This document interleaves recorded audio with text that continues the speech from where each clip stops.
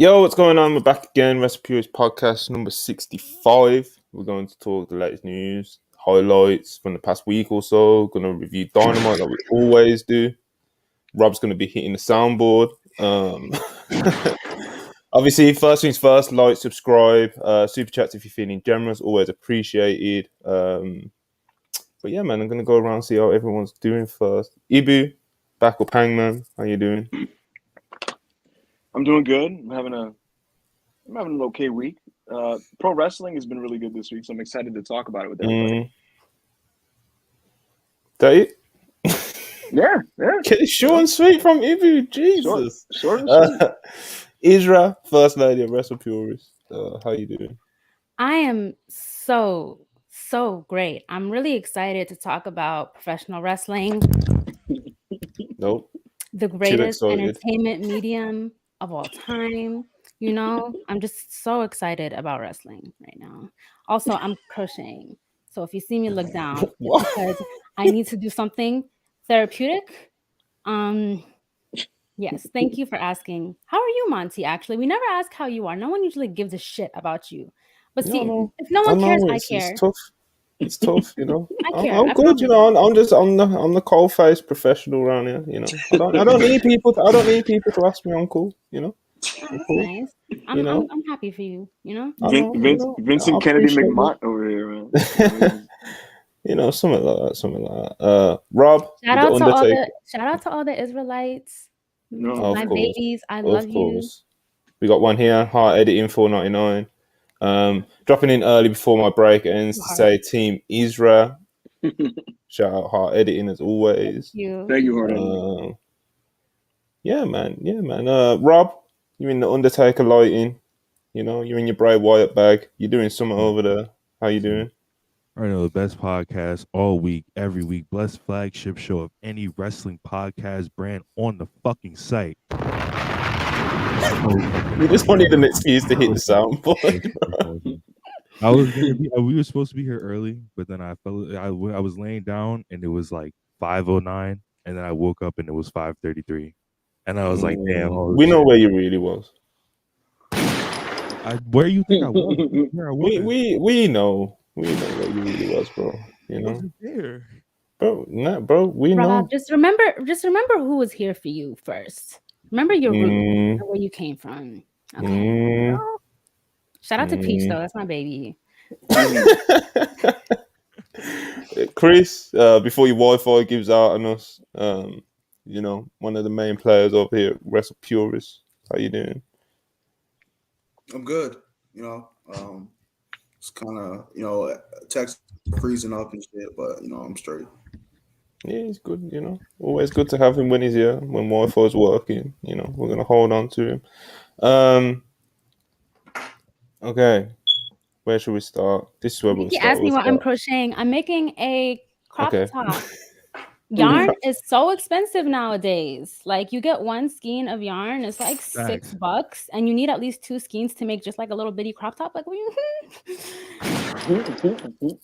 shit. So how long is it gonna take you to make that?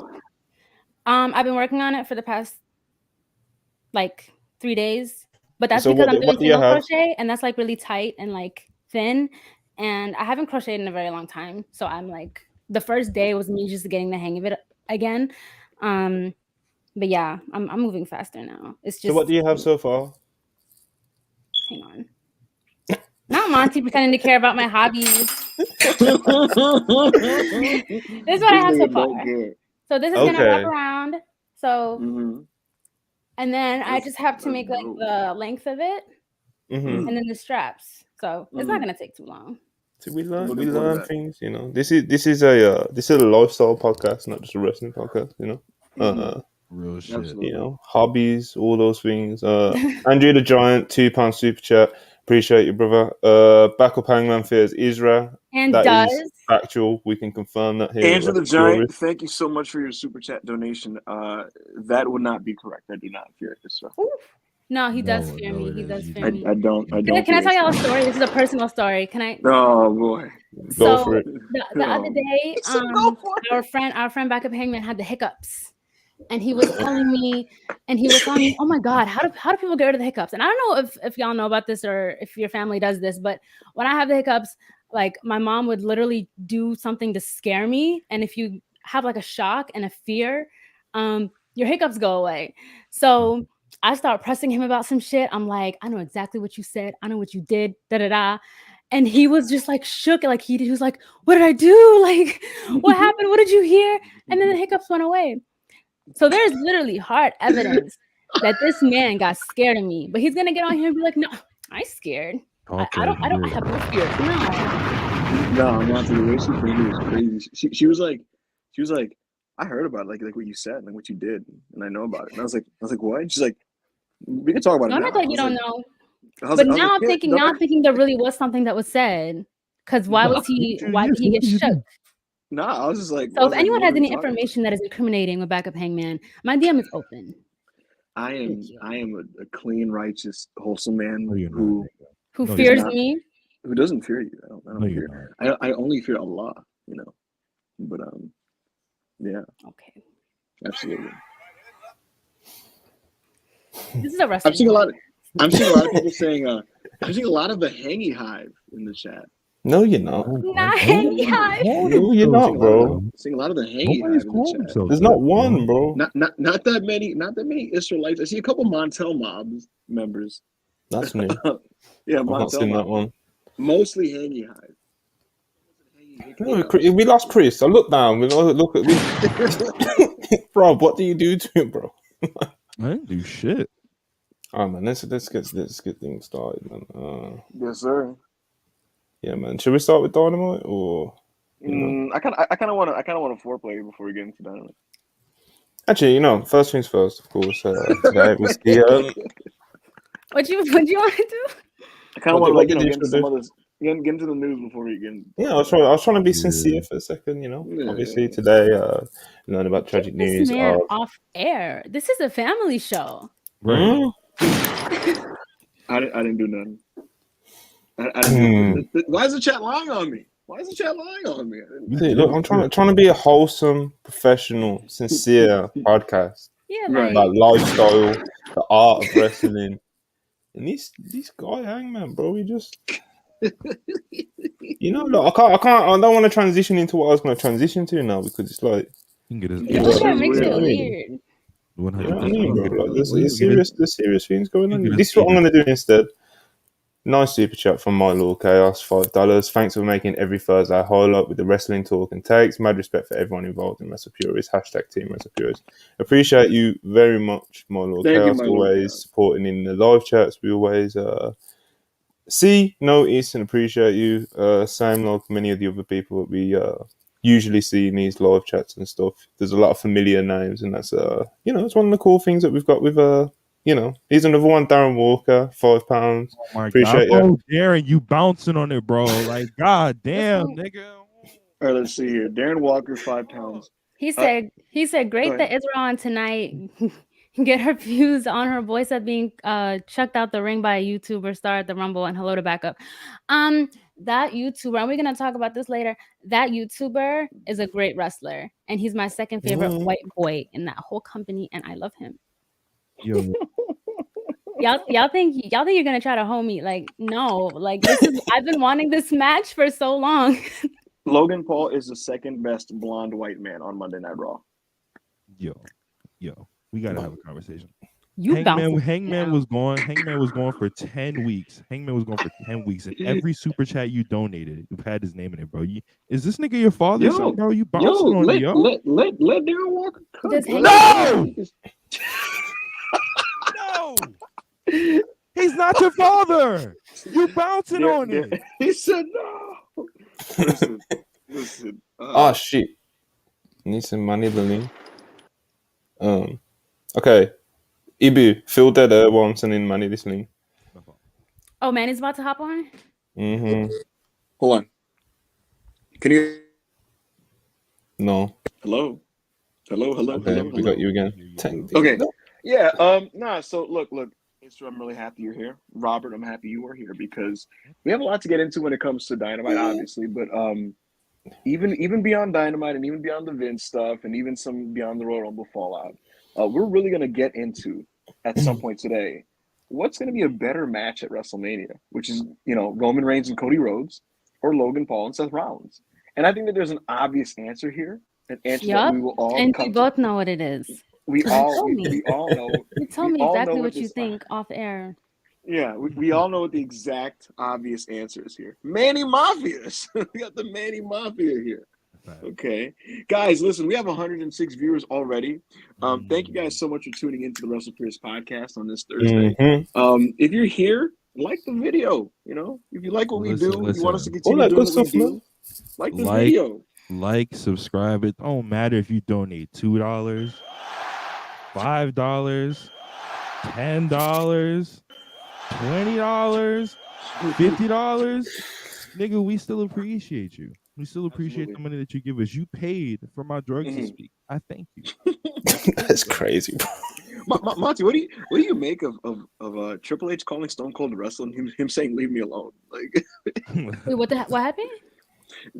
Hunter hit up Stone Cold to wrestle at WrestleMania, and he's just like, "Leave me alone, bro." Like, he wasn't accepting anything, bro. He said, "I'm not taking no calls from Vince." The thing is, though, so I think a lot of people think of overlooked with Stone Cold, like wrestling again. Now that he's done that comeback, was like he even says it at the time, and obviously kayfabe, whatever.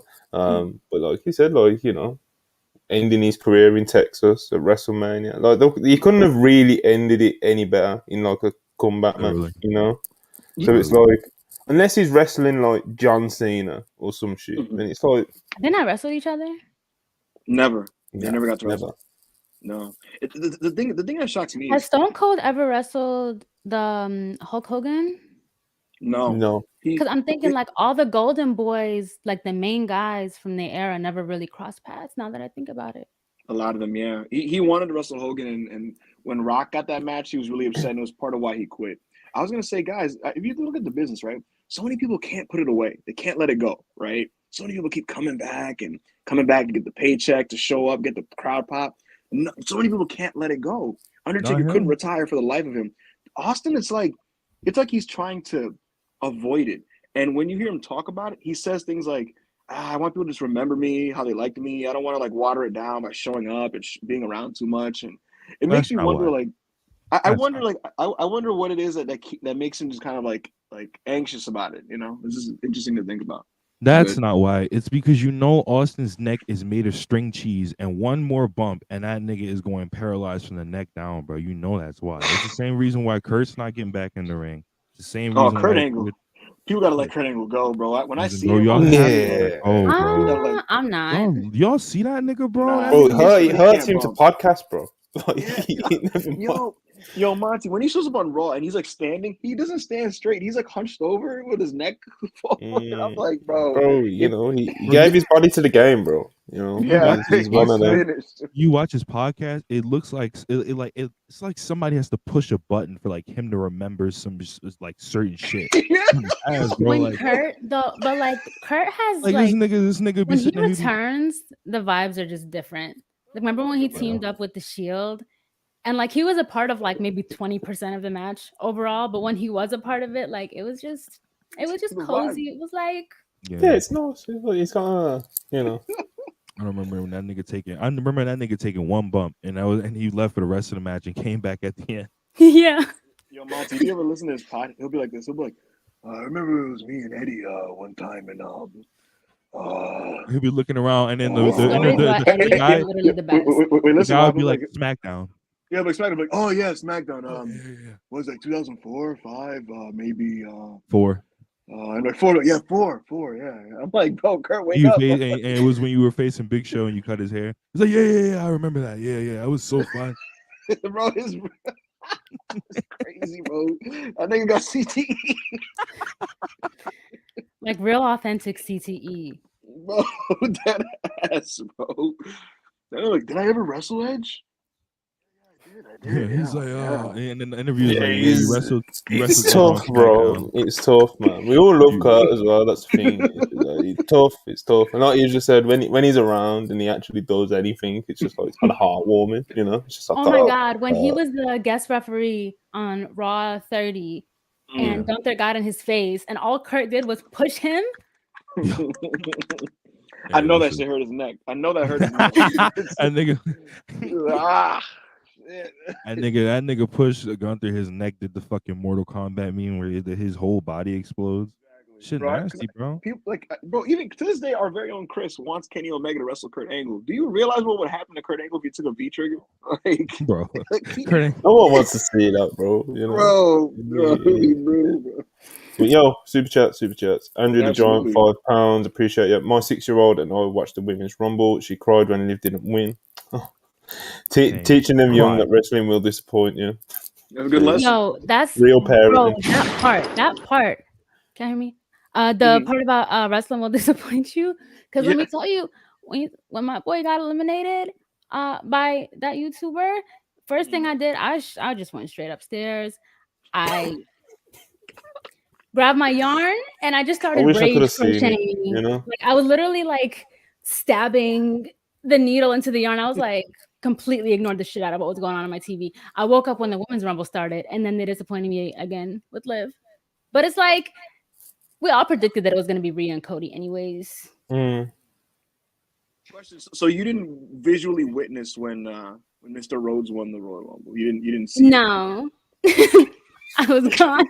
I was not on this earth no more. If it makes you feel better, the final two was him and Gunther. Gunther was portrayed really strong, and there's a very good chance that he's going to be the one to end Cody's title reign by summer. I don't give a shit. Yeah. I like Gunther a lot, but what does that have to do with me? You're trying to soften the blow, bro. Trying to soften the blow. Here's the thing. You was here last Thursday, you know. I was telling Hengy this, like, you know, earlier we had a conversation and I was complaining, and I'm like, you know, when I don't like a wrestler, I just don't watch their material. The only reason I sat through Cody and Seth's trilogy is because of Seth. So if Cody and him are separated and Cody's doing whatever, I'm not gonna watch it. Like, I'm not gonna know what the fuck he's doing. I don't hate watch anything. So until the belt is on someone else, I'm really like, I'm not gonna know what the hell's going on. Yo, if Seth gets drafted to SmackDown, it's just gonna straight up like drop Raw as a TV show. No, 100%. Yeah. I was thinking about that the other day. I was like, I really would just love for Seth to just go to SmackDown. But then I got a little sad because I'm like, he's literally put so much work into making Raw his show. To have it colonized by the Aryan would be heartbreaking to me. However, I will still support it, you know, if he was to go somewhere else. But it's bittersweet, you know? Yo, Pete's got me crying. I was definitely. Pete said Rob pushing for the soundboard like he won't be seated for the entire title. Yo, I told her, listen, I said his win at WrestleMania, if he has a win at WrestleMania that's like all in dramatic level, then I'm changing my banner to Nightmare Family shit. I'm changing my profile picture to Nightmare. Bro, Rob, I'm putting Cody Nation in my name. Rob is ready, bro. Like, Rob will switch up in the blink of an eye. Like, yes. I need it. Bro, he's fake, bro. He always wants to be on the winning team, bro. You know, always. Yeah, exactly. Nasty, Listen, when AO's here, and AO's like, fuck Cody Rhodes, my nigga. And then Rob like, yeah. He just goes with whatever narrative's winning on that podcast, bro. It's nasty. Rob like, Cody up. Cody about to beat Roman. Let's go.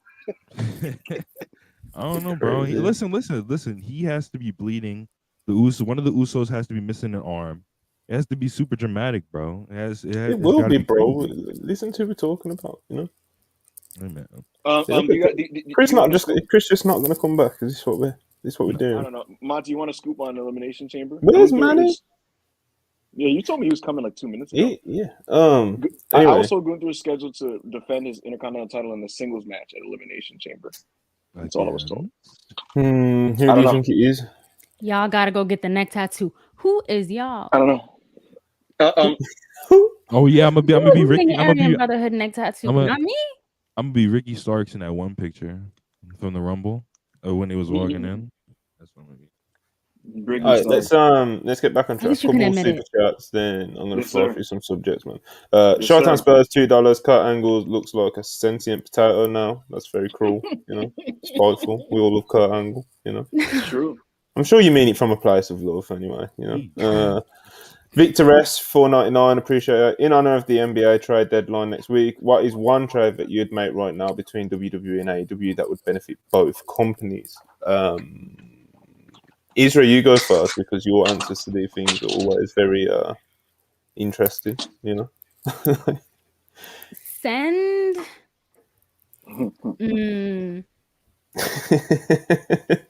She's smirky because she's about to drop some evil. Bro. All right. I got it. Send Hangman Adam Page to WWE for Cody Rhodes. That would make both companies worse. I feel like Adam Page is very decision, I feel like he really suits WWE, and he's fine. And I really want to see him wrestle my favorites. This feels like a decision made purely in your own self-viewing interest. Well, if I get to make big boss, calls, that's what's gonna happen. Ibe, who you going with? I don't know. Skip me and go to Rob for now. Rob, you got anyone in mind? Ricochet for. Damn. I got a good one. Do you actually? Yeah. I'll finish off Rob's. I'll finish off. Yeah. Ricochet for Wardlow. Wardlow? What the fuck? He would just blend in with all the other Brawlic dudes with no personality. Like, we're getting 2 in 1. Oh my god! Yeah. Here we go. Ready for the Yo, Manny, lighten up! Like, look at this man. Yeah, Manny. He came in. Manny, Manny's really on timing. Hi. Yo, Monty. Okay, ready? House of Black to WWE, and in return of a trade package of Roderick Strong. Manny, who do you want from the anymore? Manny would just do that straight up, bro. Roddy for House of Black. Roddy for House of Black. House of Black. You know what? Give me the 2 Creed brothers. Creed brothers are cool. Would I do that? Fuck with the Creed brothers, bro. Would I do that? They're young, so that's a tough one. If I was Hunter, I mean, like. They are young, bro, but like what? It's sad, or you give me Chad Gable and Otis. Nah, I'm not doing that. All right, all right, ready? Give me House of Black. I'm giving you Roddy and the Creeds. Go ahead. We'll do that. We'll do that trade. I figured it out. Ricky for Ricochet. I wouldn't trade Ricochet for Ricky Starks. Nigga. What do you mean? Yeah, Ricochet is worth at that least. Would probably, probably works for both sides. Though. I feel like if you was to trade Ricochet, then you should get the 2. What's that tag team? The 2 light-skinned low boys. Oh shit! No, you're not Top Flight. I feel like Top Flight would be a good trade for Rico. No, y'all can have Ricky Starks. If this was Vince Ricochet, then I wouldn't give up. Yo, Chris, you would trade Ricky Starks for 2 second-round draft picks. Like. Nigga, I'd trade Ricky Starks for. You gonna trade him for Chad Gable? You gonna trade him for Chad Gable? Of course he would. Shit. I'll trade that nigga for Pat McAfee. Pat McAfee is. Pat McAfee does add a lot though when he's on show, bro. So no disrespect to Ricky, but Pat McAfee is like. I also need a way to get Dolph Ziggler into the AEW. Yo, Dolph Ziggler would low key go insane. I feel like Dolph Ziggler would go crazy. I don't know. He might just come in and just kind of like. Well, Dolph is really good on the microphone. He's great, man. Dolph can be like excellent. Don't sleep on Dolph. Like, I feel like y'all forgot because WWE beat the love out of the sport out of Dolph, but like he could really go. No, Dolph's great. Look, man, I see what the passion Samoa found in his broken body last night, and now I'm willing to see what that broken passion out of my good friend Dolph Ziggler looks like in the fleet. Listen, I'm explaining. later tonight, guys, I'm going to explain to you how Joe has perfected the art of wrestling as a veteran. You know, because there's a way. Because he's the greatest wrestler of all time. You know, There's we'll a get way to to it, be. Ibu. Yeah, You know, yeah. we'll get to it, man. We'll get to it. We're diving deep in, bro. You know, deep dive into Samoa Joe. yeah, we're doing it. You know, Who? this is the February 3rd, February 2nd in America. You know, this is the day we're doing it. You know, okay, let's get to business. Like I said, back on track.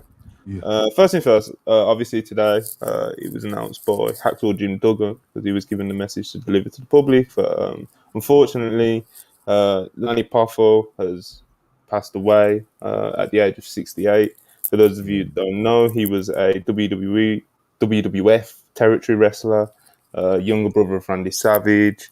I believe he was on a WrestleMania show. There was. Yeah, he was on the All In show. He accompanied Jay Lethal when he was doing the Black Machismo character.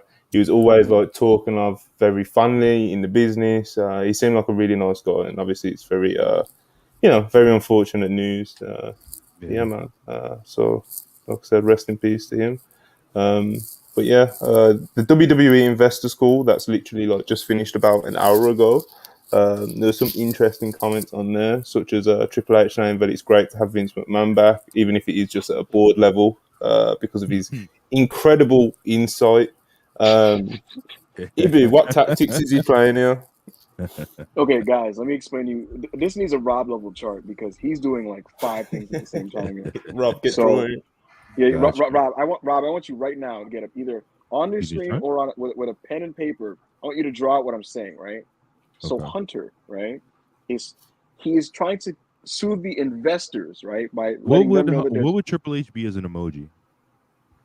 I don't know, man. Is it a pitbull emoji? We'll put a hammer. A sledgehammer, okay. yeah.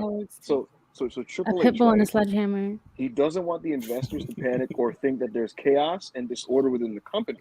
So he's telling the investors, "Hey, man, it's cool. We're happy Vince is here." So that is to soothe the investors, right? And by going, "Hey, man, no fighting. It's good what he's doing." And he's trying to soothe his father by making his father feel like what he's doing is valued and important, so that his father doesn't now turn his attention to his stuff and invade his space, which is the creative side. So he's trying to keep Vince at bay while also keeping the investors at bay and having neither side invade his side. 3D chess, bro. It's 3D chess for Paul Levesque here. He's doing all this while simultaneously lying because he does not want Vince McMahon involved in any of this, as seen by the December vote when he voted in opposition to Vince McMahon. He literally voted for Vince to not come back in December. So, traitor. How you know? How you know that? It's public information. The Wall Street Journal published it. And Triple H voted against it? No, but Triple H is Triple H part of the board of directors. Yeah. He's so real. So even like, yeah, but so did Stephanie, bro. Like they all did. Stephanie voted no.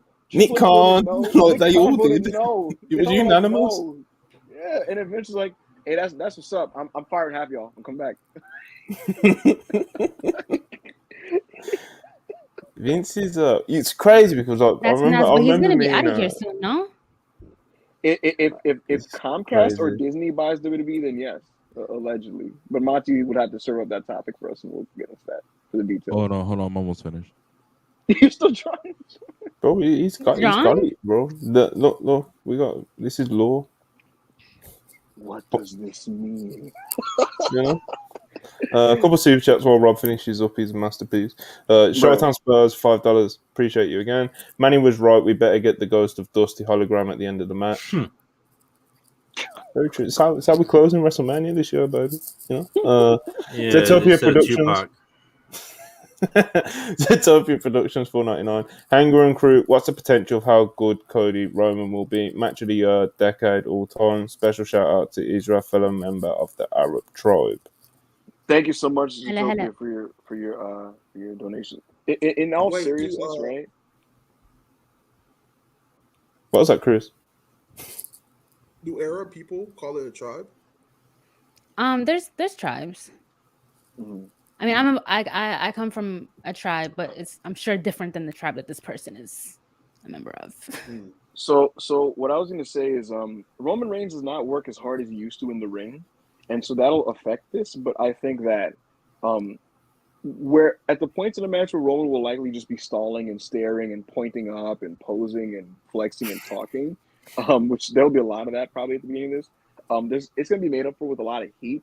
And what I can say about Cody is he's pretty adaptable in the sense that he can have like a work rate high, like octane match with someone, but he knows the fundamental tools that you can employ on a slower paced match. So I could see a lot of, like, for example, figure four sequences where he reverses it and gets the most out of that, or things like that.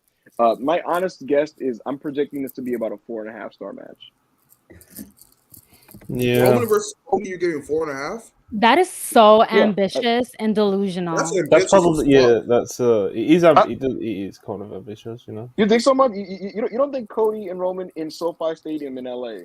I think I think your personal enjoyment and possibly mine will be 4.5 out of 5 stars. You know, but I think in terms of like as a spreadsheet objective. Okay, finally some good material. Rob, show Got us. you. Hold on. A second. I'm like, come on, bro. sick of this already. Hook it up, you know. Either send it to me on. You can send it to me on DM if you've got it. So the potential of how good Cody Roman will be, options that my Arab brother gave, match of the year, decade, all time. All of these options are very ambitious and cute, and I appreciate that you think that they could be any of these things. They will not. Do you? So you think there will be matches on this WrestleMania show that are going to be better? Yeah. Like, I'll spitball a couple of them. All right, so I'm going to tell you some of the planned Mania matches. You're going to tell me if it's going to be better or not. Ready? Okay. Asuka versus Bianca. Better. Ripley versus Charlotte. What? Ripley versus Charlotte. Charlotte versus who? Rhea Ripley. Rhea Ripley. Better. Logan Paul versus Seth Rollins. That's going to be match of the year. Better. Oh my god!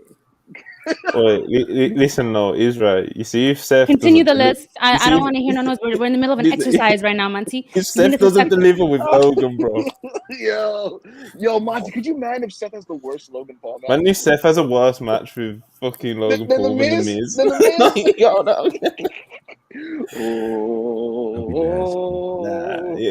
He's got it. All right. Okay, so I'm pretty sure Hangman was asking me. We could just stop this right now, and I could leave. Okay. Okay. Sheamus versus Gunther versus Drew McIntyre. What? Better. Bobby Lashley versus Lesnar. Better. No, it's not. It's not gonna be better. Yes, it is, nigga. Shut up. Edge versus Finn Balor in a Hell in a Cell.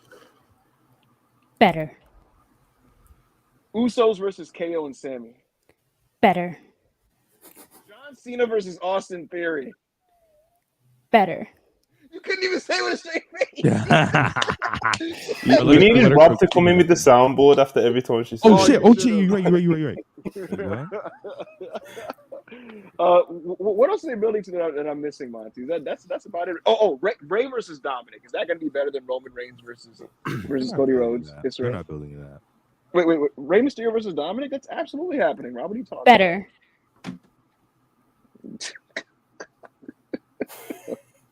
That's going to be better, Isra? We lost him. Better. So Isra, according to you, Cody versus Roman is going to be the worst match on the show. You're not serious, bro. Yes. Do you really believe that? I don't like that I'm being accused of lying. It's gonna be the worst match on the show. It's how she feel, bro. That doesn't mean that it's gonna be bad. You know? Why is it so like perplexing to you that other matches will be good, even better? Like, do you think that the talent at WWE is incapable of having good matches at WrestleMania, the biggest show of the year? You're ridiculous. No, Monty, if you will. Monty, do you think? I like how it covers Hangman as well right. as he's about to start talking. You know. All right. So you can clearly see here. This at the top, you see Hunter talking to Vince. He says, "Time to dial." I can't do the Hunter voice right now. My shit is fucked. Time to die, old man. Right.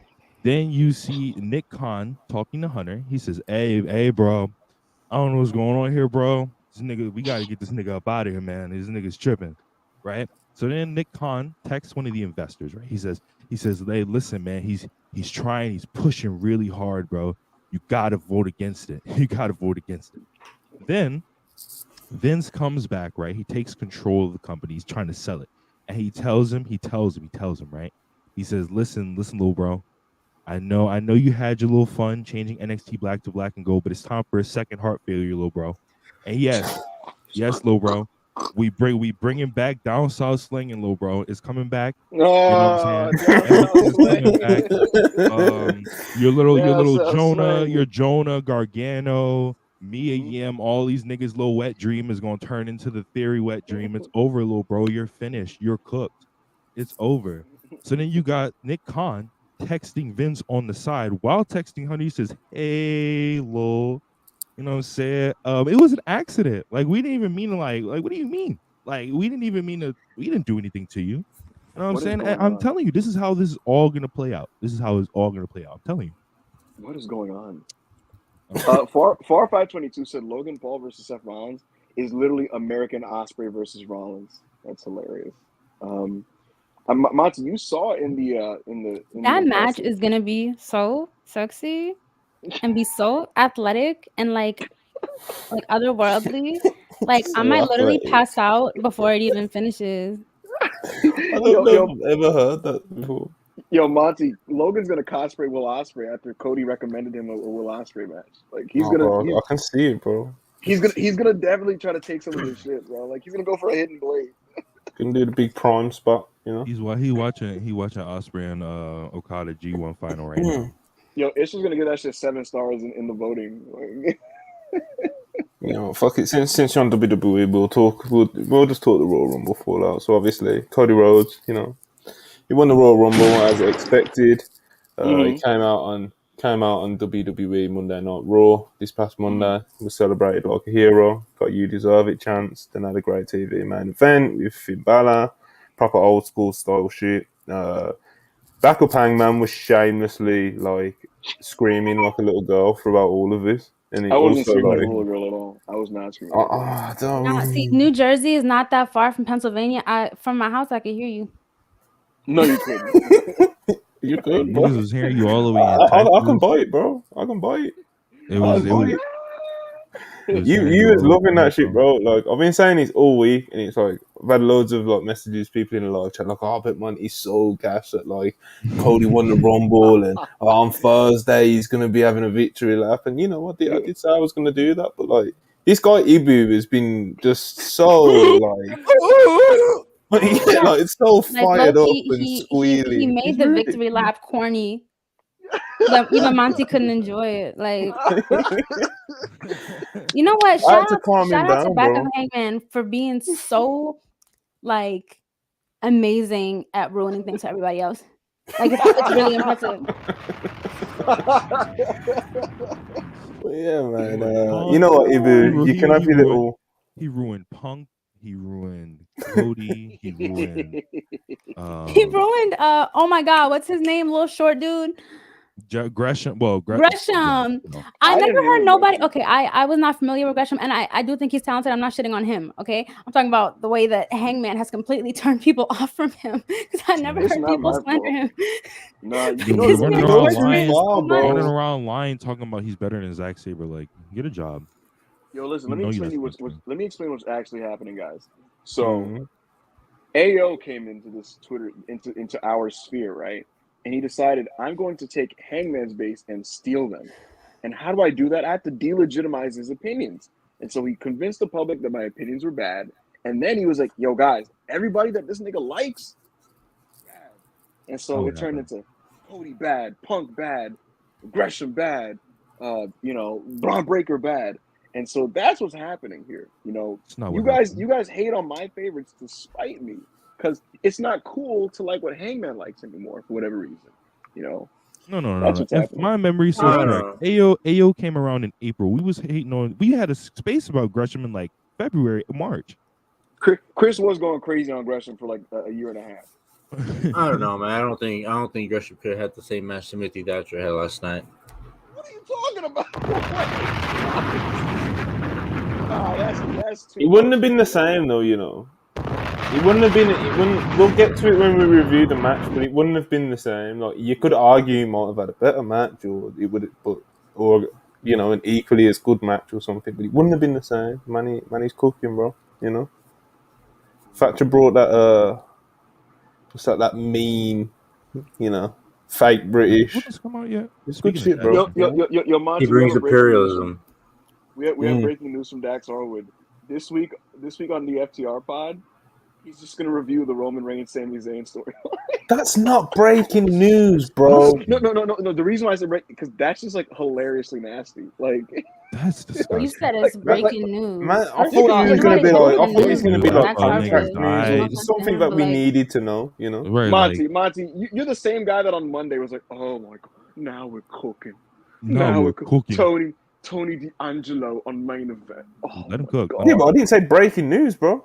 Yo, I just popped and niggas asked me what I was. I never seen Monty pop harder on. I never seen Monty pop harder on. That was the most excited he ever was. That nigga said Tony D'Angelo on main event. Shit, nigga. We were like, what is wrong with you? He's this Italian guy on NXT. Oh, he's the swim with the fishes guy. Yeah. Come on, forget about it. Come on, Tony D'Angelo. Come on. I just recently started watching NXT. I was like a NXT hater, NXT 2.0 hater for the longest, but I really like what they're doing with their women's division. Like I was watching it last night, and it was just I don't know if this is gonna be 100% accurate, but it's like they're like a backstage with the women's, and they had a women's match, and another backstage segment, and then a beat down in the backstage, and then it was another women's match, and they debuted somebody on, I think, and it was just like all throughout the show, it was just consistently like featuring women as if they were legitimately equals to the men. Like it didn't feel like this is a men's show with like one or two women's matches or one or two women's segments. It's the other way around. It really is. And I feel like Shawn Michaels might be the only true feminist in wrestling. Like, who would have thought?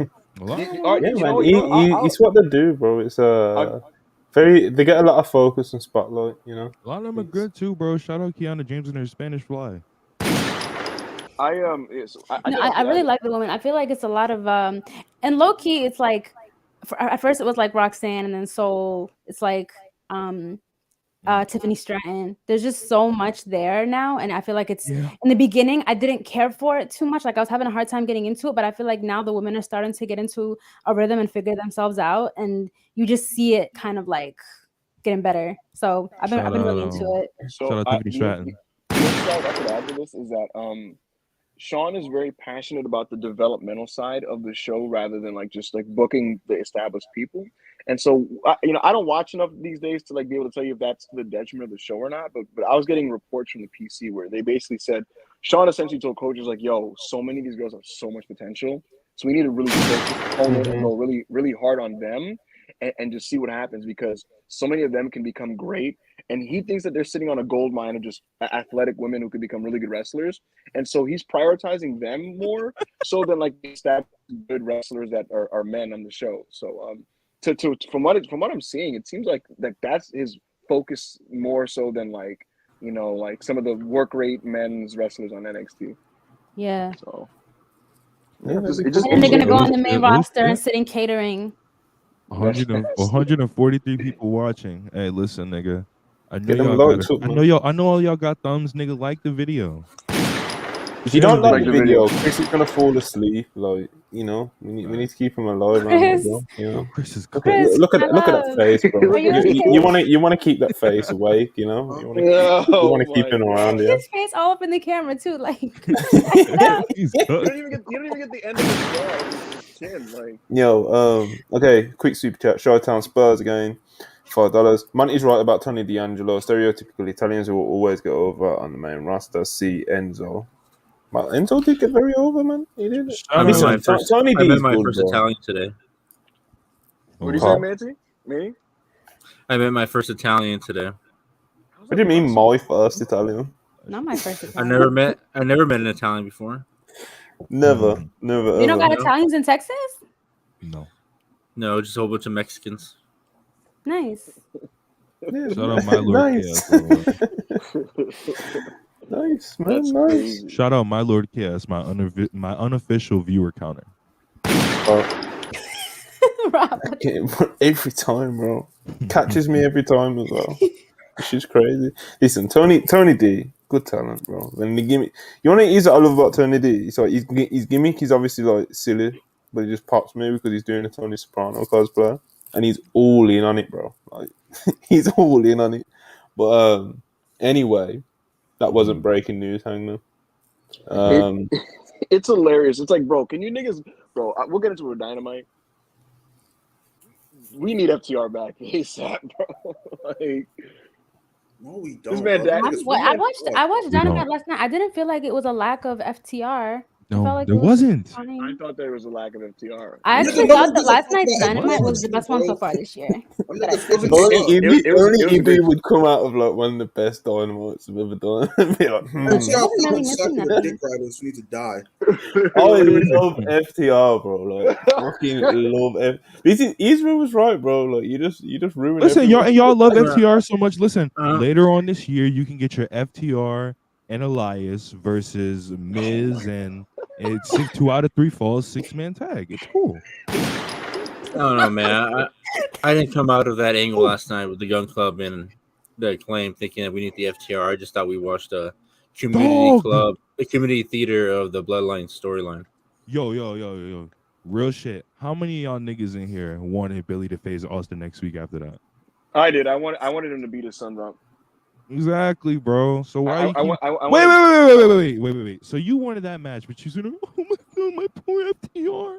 Please come back." Me saying that I miss FTR doesn't mean that what's happening. Whoa, with the nigga, you're Acclaim- I didn't say the There's Acclaim, bro. missing FTR than saying something along the lines of "there's a noticeable," you know. Yeah, there is. It's But not there even isn't, noticeable.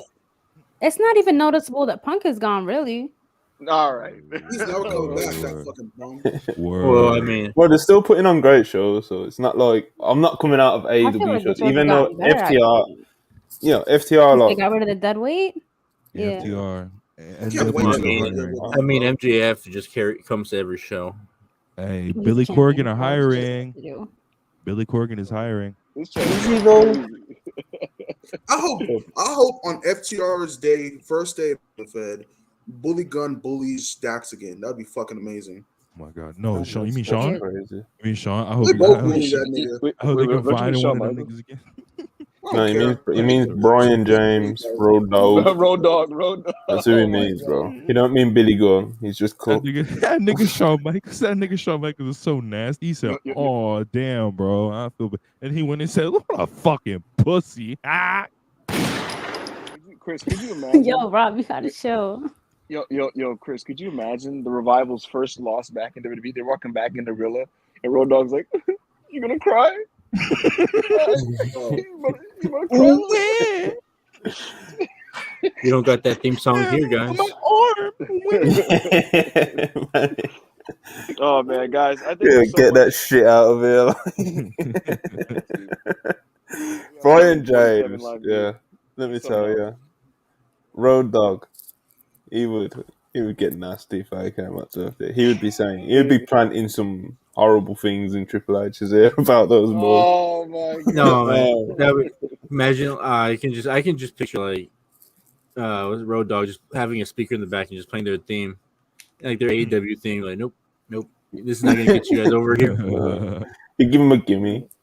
Oh my God! Okay, so like I said, Cody Rhodes, he won the Rumble. You know, the fans seem to accept it and then some.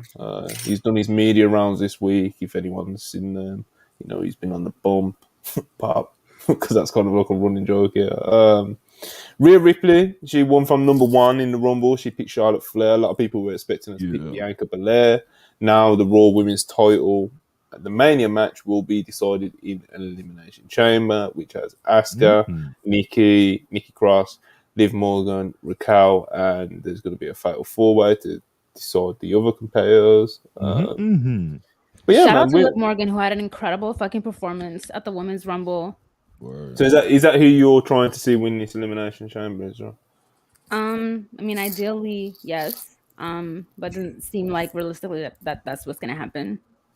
But she's gonna have a good performance. I think if it's not Asuka, then it's got to be Liv. Liv has been so hot this year that like it would be the smart thing to do is put her in a big match, but it kind of seems like they're also building Asuka up, and you know how WWE will put someone on the back burner real quick, so it's kind of like.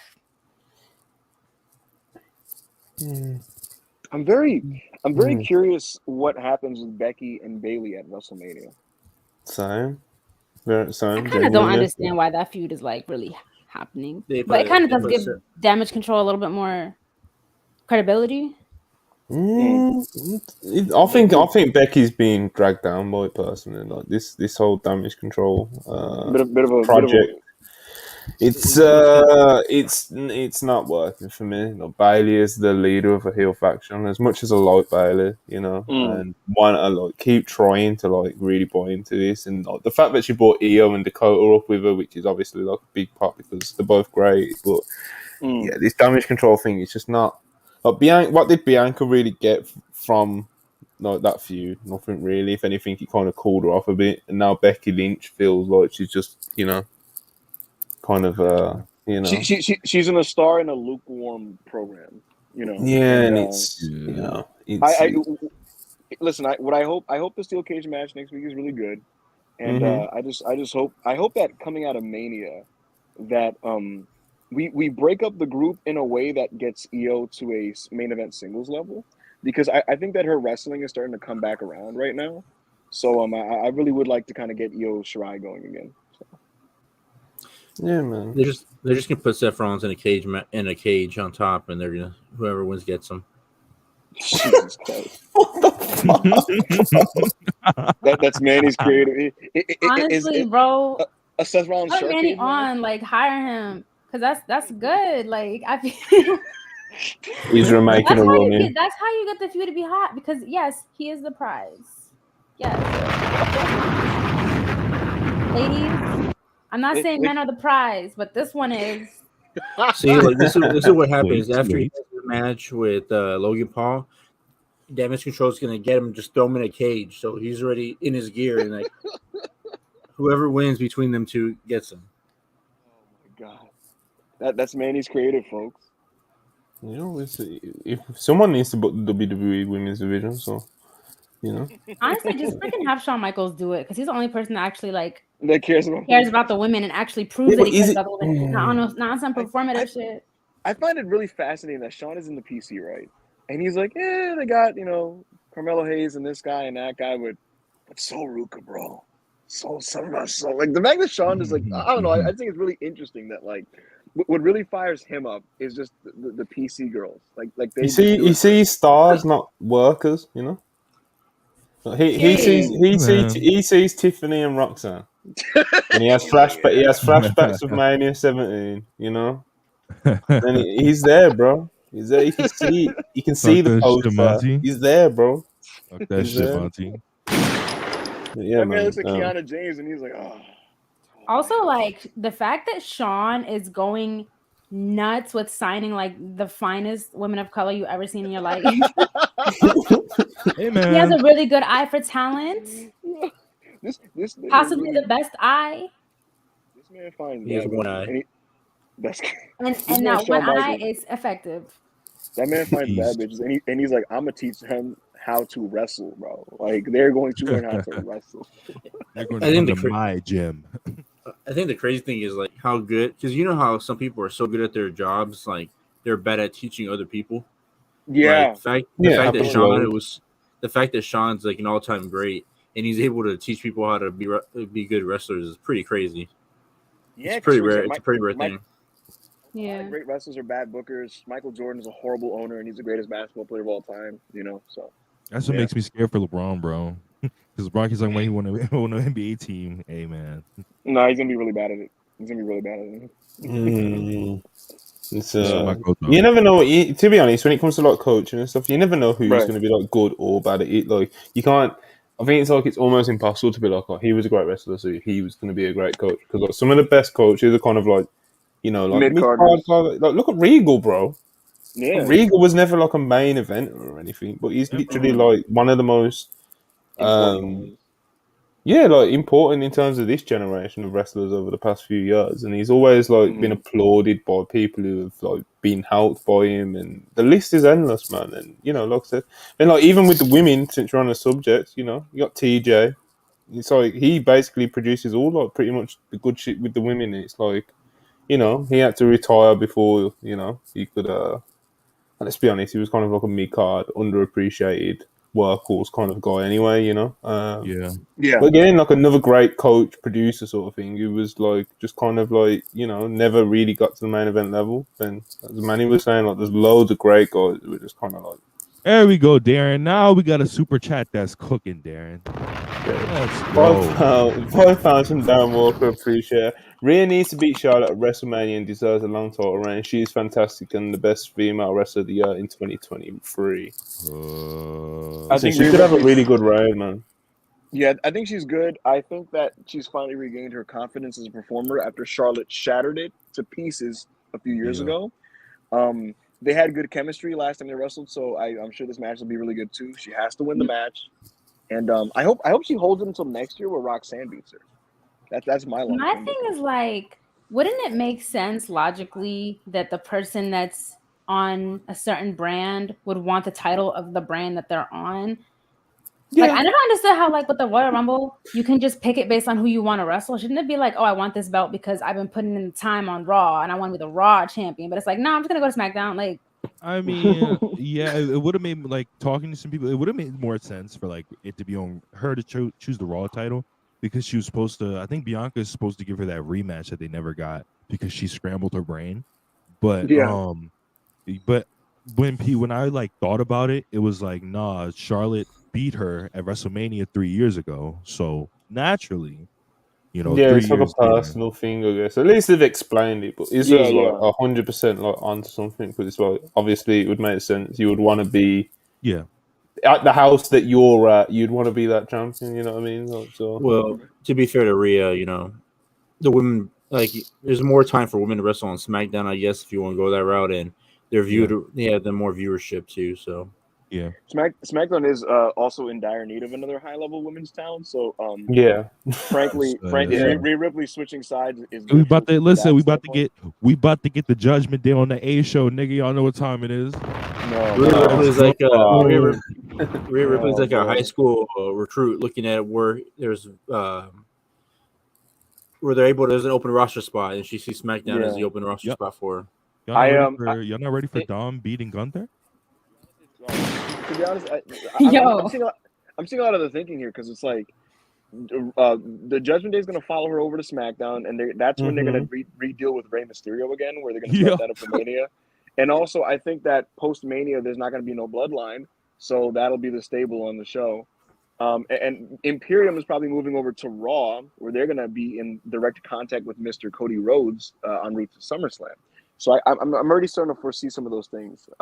Frankly, if Rhea didn't challenge Charlotte and it wasn't going to be Asuka versus Charlotte, I don't know what match they were going to cook up that I would be interested in. Because it was going to be either Charlotte versus Lacey, it was going to be Charlotte versus freaking Ronda. You know, I want you to be so fucking for real right now because the way you act like Liv Morgan is like not even a factor when she's literally the most over before Charlotte came back, most over woman on the SmackDown roster. Like, it would make no sense.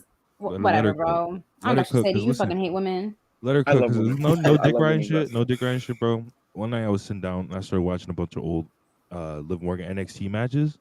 Oh my! You were not doing y'all. Yes, I did. I was. Oh God, I was. Yo, Chris, this nigga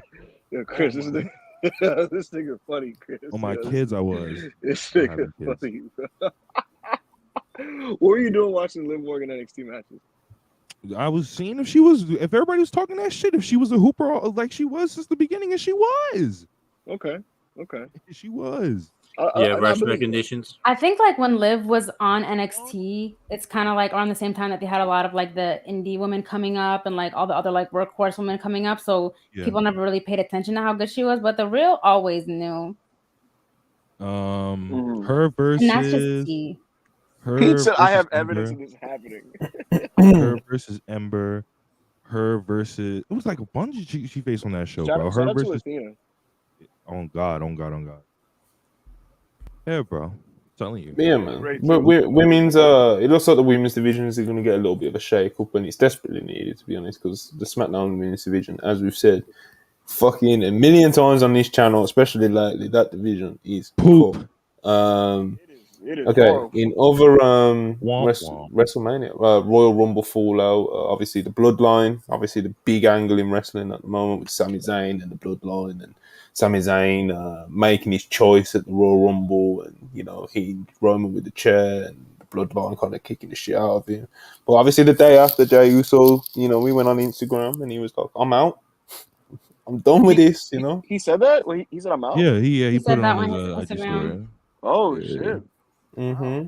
Then he uploaded a picture on his story of him and Roman, and he was like, "Run it back." So it looks like obviously they're gonna do like we was talking about on Monday. Like they're gonna do the whole like, what side? Who's Jay gonna like? Who's Jay gonna side with? And Roman's gonna be gaslighting him and convincing him, and then in Montreal, if we do get, as reported, the Elimination Chamber main event. With Roman Reigns defending his title against Sami Zayn.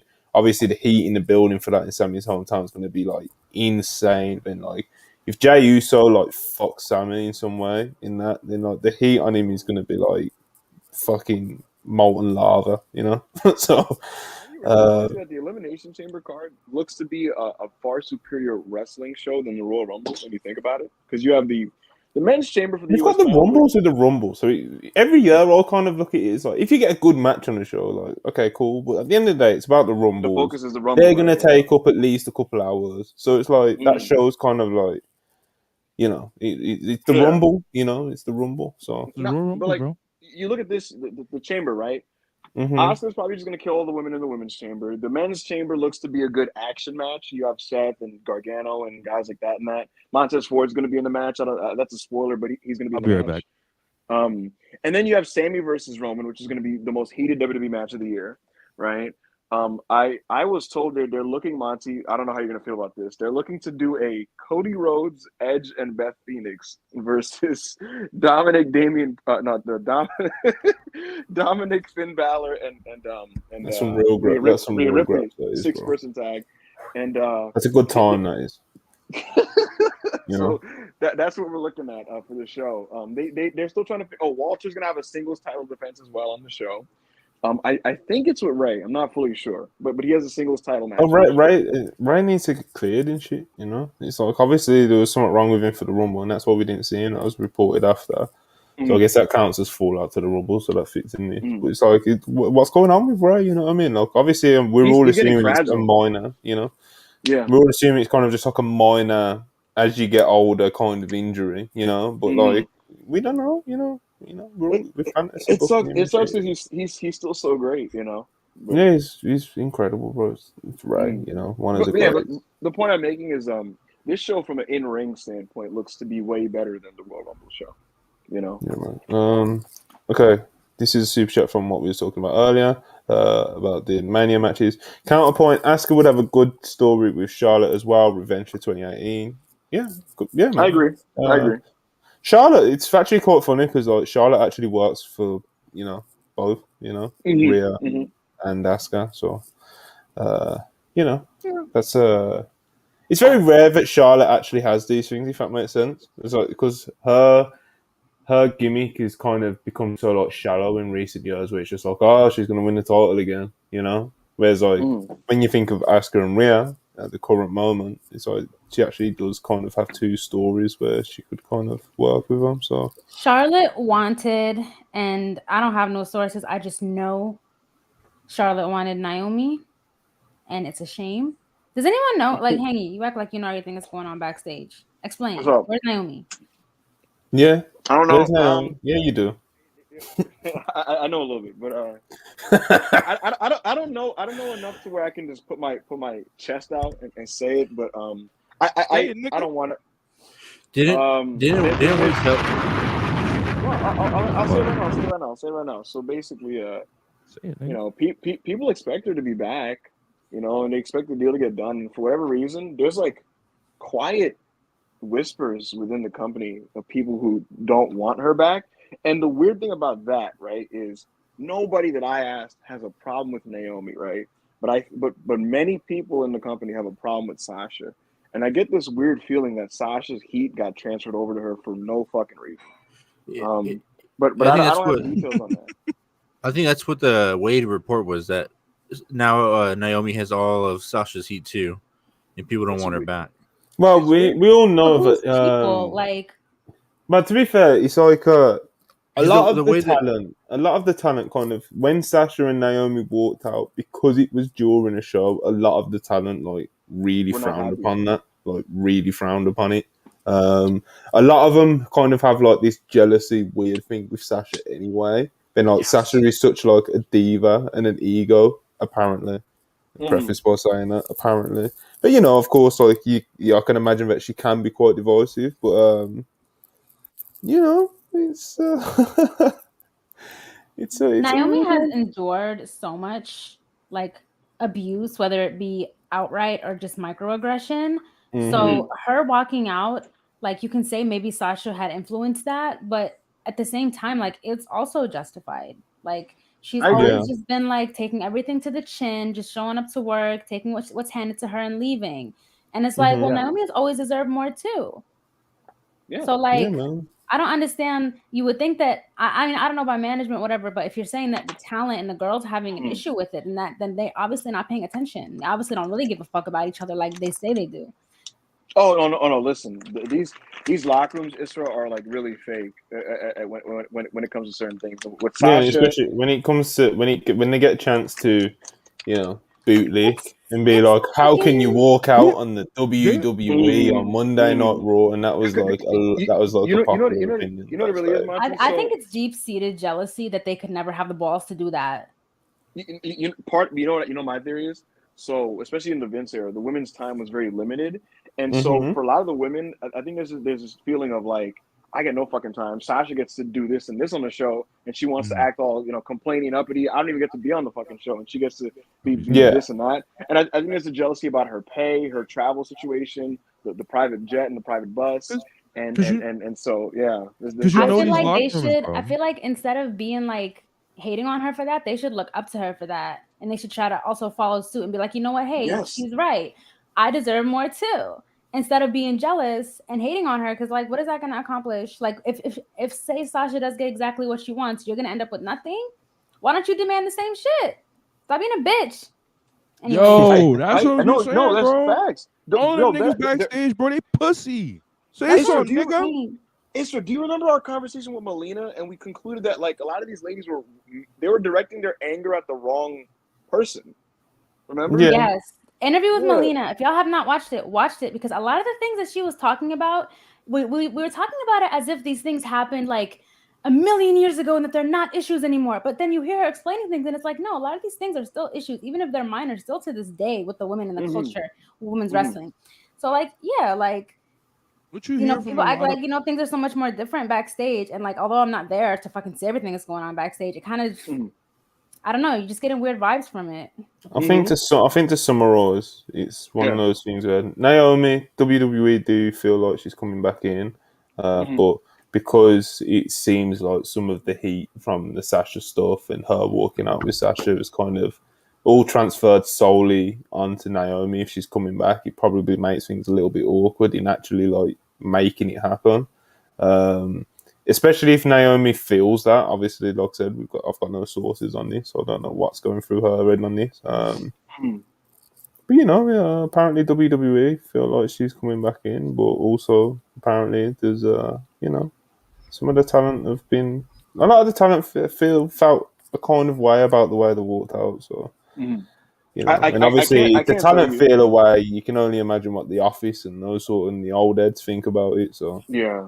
I can tell you the two things that I know 100% for sure. one, Charlotte loves Naomi. And when it comes to all that type of stuff, like Charlotte's stance on politics is like, if it has nothing to do with me, it's not my business. It's not my business. And I'm sure they had a good reason to do what they did.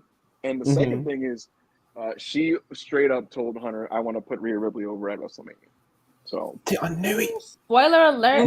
Me and Joe. Yeah, I never doubted Charlotte. I never doubted Charlotte.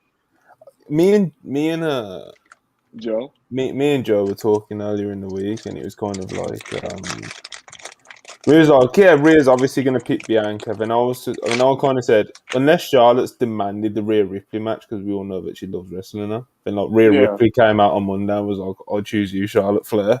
It was just like, when you come on this podcast and drop that, it's like, yeah, adds up. Like, Charlotte, man, she does what she wants, bro.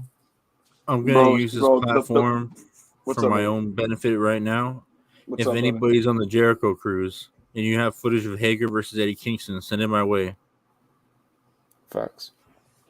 I'm really disappointed that they're not doing a Dynamite from the Jericho cruise this year. I love the Jericho cruise Dynamite. Oh, man. Wait, they had a Jericho cruise Dynamite? Yo, since we're on here, we need to have a WrestlePurists family trip to the Jericho cruise. I say we do that next year. I thought we was going to Philly. Oh no! You even got the funds to do as many trips as you want. I'm going to Philly. Monty, could you imagine you, Monty, in the crowd, right? Fake bumping your head with Judas as Jericho's performing. I can't imagine myself in the crowd at the Jericho cruise. I'm not gonna lie, cruises are fun as hell. I wouldn't even mind going. You fuck with cruises? I don't like cruises, man. I've been on one, and it started. I think we started in like Florida. I think we spent like a day in Mexico, and it was just kind of around that part of the world, you know. But I don't know, man. It's just a bit cruise, bro. You know what I mean? I think it's because so I'm just like, never mind. I'm not gonna make myself sound like a psychopath on here. Listen, Jericho's in his 50s, and he loves to drink. You know, so him liking cruises are not expensive on cruises. Like you would think it comes with like the package, but no, you gotta pay for that shit extra. But yo, Jake Hager versus Eddie Kingston. That sounds like some real business. You know, I looked up because I was desperate for a video. Right, I looked up Jericho Cruise on Twitter. The only video I got is just shirtless Jericho with like gloves and like a bandana around his neck. Is it pre-pandemic as well when he lost all the weight? Because like Jericho's physique, like, bro, it got kind of messy. I've seen footage of Jericho on his boat, and I'm just like, bro, how you wearing leather at sea, bro? Isn't it hot out there? And he's on. Actually, it gets pretty cold. It gets pretty cold. Yeah, I guess it depends where you are. A couple super chats because this one's quite old. Will Ibushi actually fight Pacquiao? I think that thing because I quote tweeted that article that said that he's apparently it was Rush Explosion. It was just a funny thing that the guy that books Ryzen thought it would be a funny idea.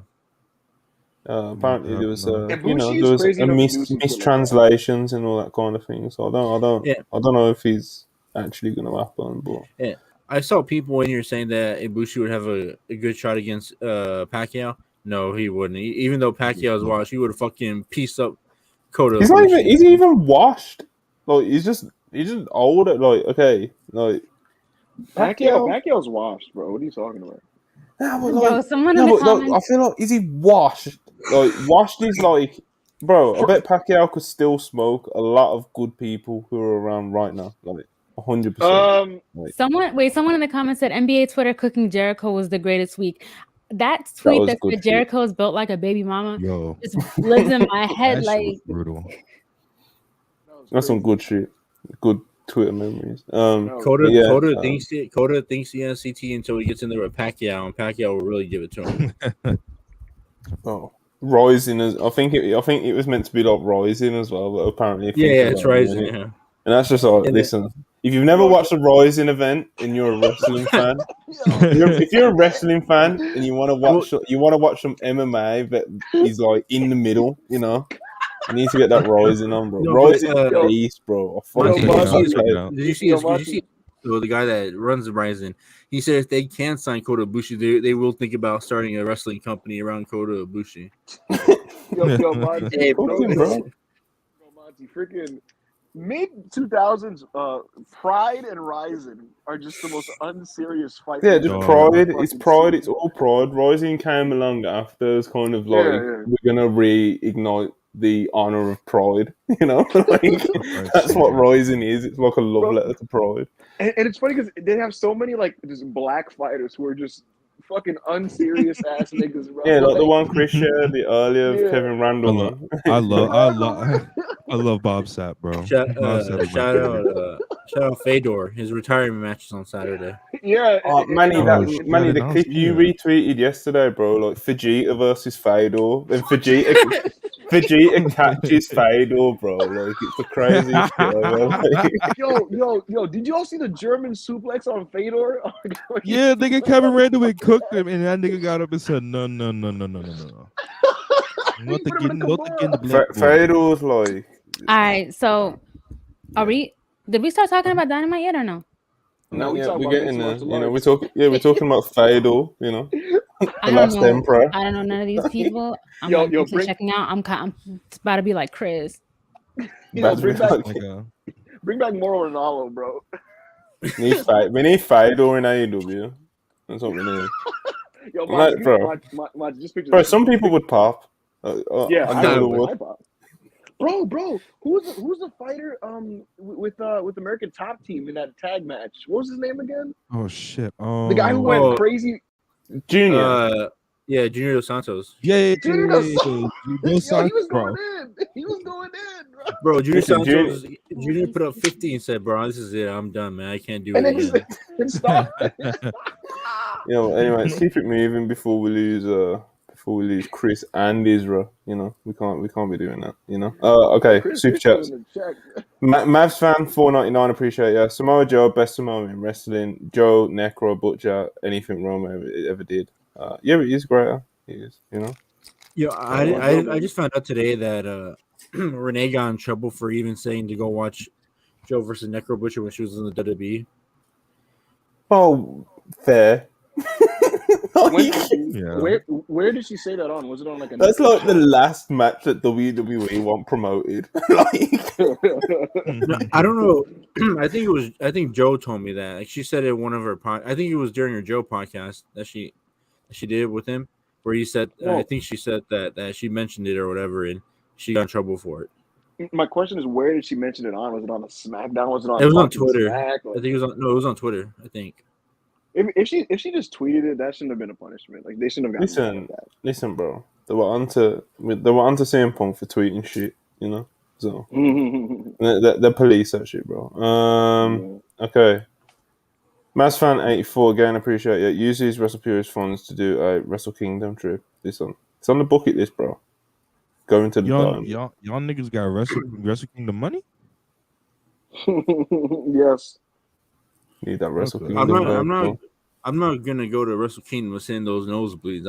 I need to sit, right in the middle. I need to be in the action, bro. You know. That dome is huge. Yo, guys, the chat is going full Chris watch, bro. Niggas are like, Chris, wake up. I saw some of those people sitting in the Alamo Dome. Like, bro, you can't even see the ring. I would have just watched it from home.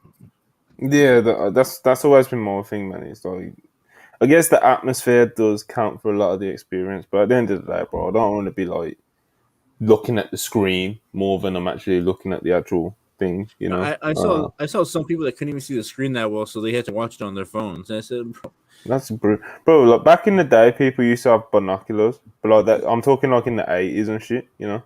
Yeah. This is like we're in 2023 now. So, do people still use binoculars? That is a great idea. She said WrestlePurists Philly Mania meet and greet when? Girl, during WrestleMania. Well, not during WrestleMania, but you know what I mean? Like, Monty, could you imagine us having a panel? We should set that up. It's a lot of narcissists in this community that have done such a thing. I don't see why we shouldn't. I feel like some of the bald, a lot of bum ass podcasts have had panels, bro. Like at these. Yeah. But I was about to say, I feel like the bald niggas from Dayton, Ohio, last night gonna come and ask Israel weird questions.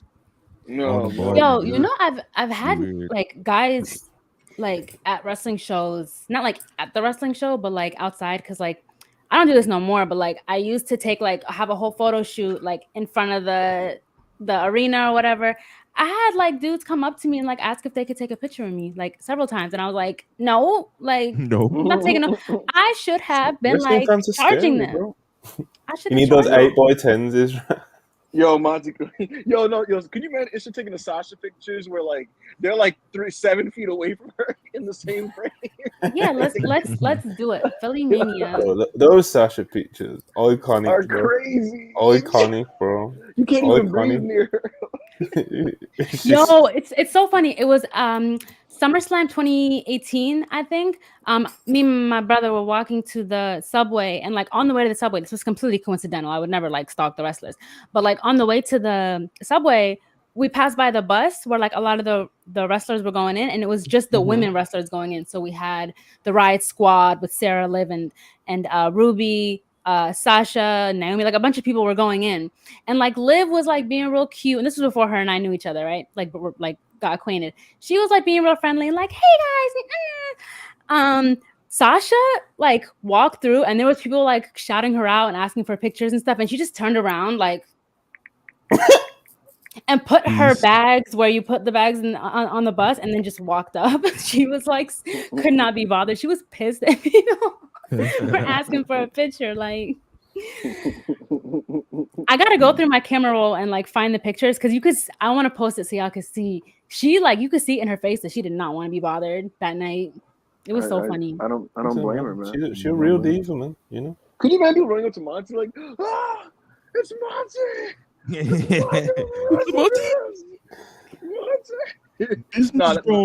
Niggas would definitely do that with AO. They're like, oh my god, going up to him like, fuck Hangman. hey AO, Hangman, he's a bitch ass nigga.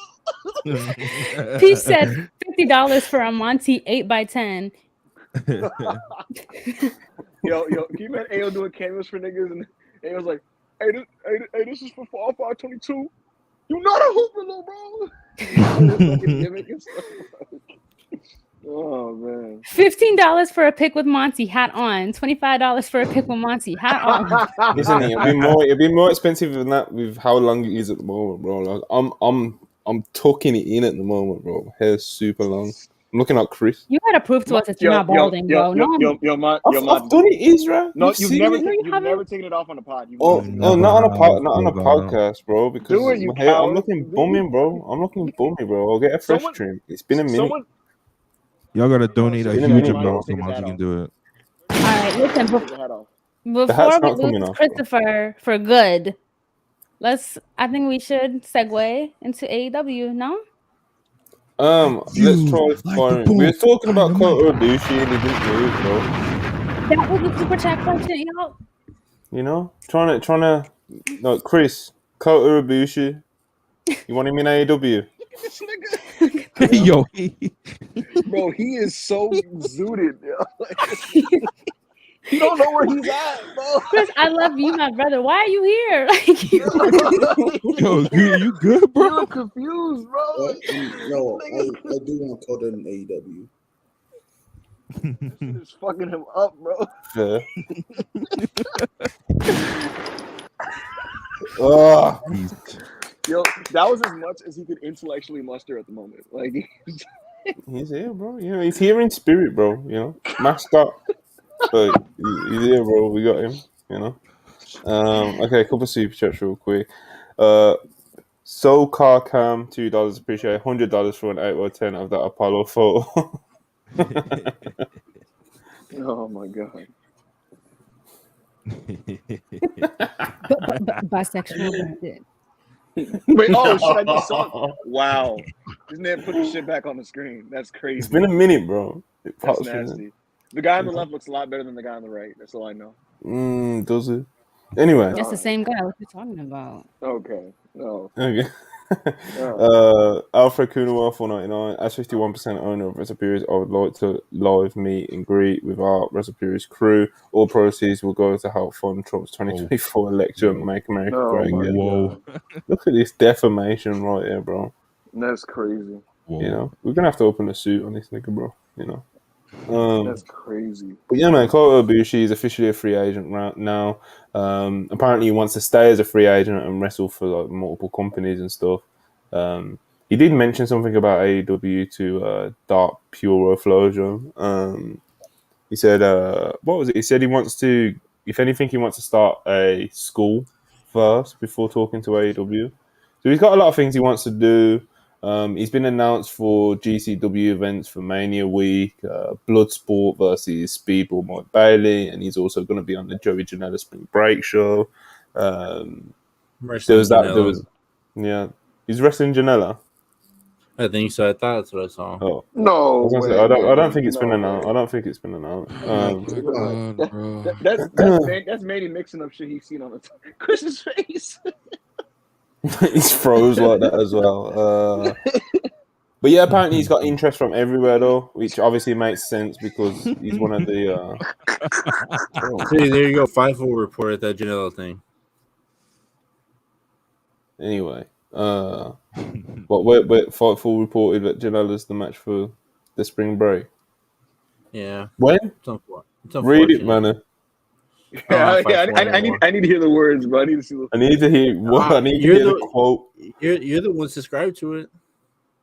So you're not. I don't. How are you telling me then? Because you see pictures of it on the timeline. Fightful select details on Royal Rumble. Maria May interview. Stars in the Royal Rumble. Manny hearing voices in his head. No, I'm hearing the NBA game right now. Yeah, I can't find it. Here we go. Kota Ibushi's. Ibu, Phil Dead. Okay. Listen, if it is Joey Janela, that's like hilarious. That's oh my god. Pylons is saying we're told the plan is for him to work a big main event at Spring Break with Joey Janela. There's nothing big about that. Yeah, that's what it says. So how are y'all gonna feel when Kota Ibushi goes to the WWE? I'm just gonna say report his career. Would you? That's a good question. That's a good question. I love WWE Gareth 199. Appreciate you. Weirdly, no, we don't. We don't. Weirdly, we don't. Ibushi coming home to Kota Ibushi coming home to Papa H. Happy face. Well, you know, Israel's calling it from now, bro. Would you guys rather see? This a Rollins report right here. Fucking Hanger exclusive, Hanger selective, whatever the fuck you be calling that shit. Kota's going to WWE. I said it. Monty, would you rather watch Kota take GCW dates or go to World Wrestling Entertainment? Bro, obviously go WWE. Like, bro, when the other option's GCW, like it's like a trick question. And I'm not even as low on GCW as some of the other people on this platform, bro. You know why? Like, you know why, Monty? Because you're not watching them. If you actually sat through some of these GCW, I'd rather Kota Ibushi be wrestling Madcap. They always book a lucha match that seems good. Yeah. In theory, I've never seen anybody be so disappointed in a lucha match, and I saw P.N. when he saw the Vikingo and bro, that Gringo Loco match. I won't talk about it, bro. I won't talk about it. When I said it wasn't good, y'all didn't believe me. Vikingo was bumping though, bro. You know. No, bro. Somebody needs to put Vikingo to the side and say, bro, you don't need to be taking these bumps on your knees on the basketball court. It's going crazy, bro. I'm like, there's like 40 people here, bro. Come on, you don't need to do it. Nigga did a tope con hilo and you said, I want to hit the floor. I don't want to hit the chairs. I was like, what, nigga? What are you doing, bro? This is where Bushi's going to be at. He's going to be on these GCW Mania Week shows. Apparently, Tony Khan said that they've tried working with him in the past, so it's certainly something they'd consider. But yeah, man, there's been multiple interest from everywhere apparently. So hey, man, I'd rather Ibushi be wrestling like Madcap Moss than go to the showers in GCW and walk out with a needle in his eye. Rob, hold on, Chris, are you there? Yeah. Confirm, bro. It's Ibushi versus Janela, bro. Oh my fucking brother, bro! What the fuck, bro? Janela fucking sucks, bro. I'm not gonna say he stinks, nigga. I don't think Janela sucks. He stinks. Like First off, he stinks. He's bad at wrestling. Thank you. He's a cokehead. Ibushi is gonna have to hard carry. If Ibushi doesn't hard carry, then Ibushi would be injured by this fucking clumsy white trash trailer park nigga. It's his news. He gonna re-destroy his shoulder trying to carry him. I think that Janela fits the GCW setting, and they see him as a star. I just think that this matchup is hilarious. You know, I mean, I fuck with Joey Janela. To be fair, Kota has done a lot of those like wild. If Chris is calling you a cokehead, that's crazy. Yeah, because he literally was staring at the screen. Like, not with us this whole time. We've been on air for an hour 23 seconds. Chris has just joined us now. He's like been perplexed the whole time. Woke him up, bro. He was enraged, bro. Did you say Chris? The Ibushi GCW news woke up Chris out of his. WrestlePurists Fabrizio Romano, $2. Appreciate it as always. Ibushi to Choco Pro. Here we go. He wants to go everywhere, man. Yeah. He wants to go everywhere. Has anyone said this yet? Hey guys, Ibushi, the Choco Pro. I've never heard of Choco Pro before. Is that like a real thing, or is that like an amusement park? That's the joke, you know. Oh, it's like not a real thing. It is real. It does sound real. You know. Anyway, Fabrizio Romano again. Just look up Choco Pro. WrestlePurists Fabrizio Romano, $5. Rumors that Triple H wants Ibushi to replace Kushida in Jacket Time. Talks have started. That is crazy.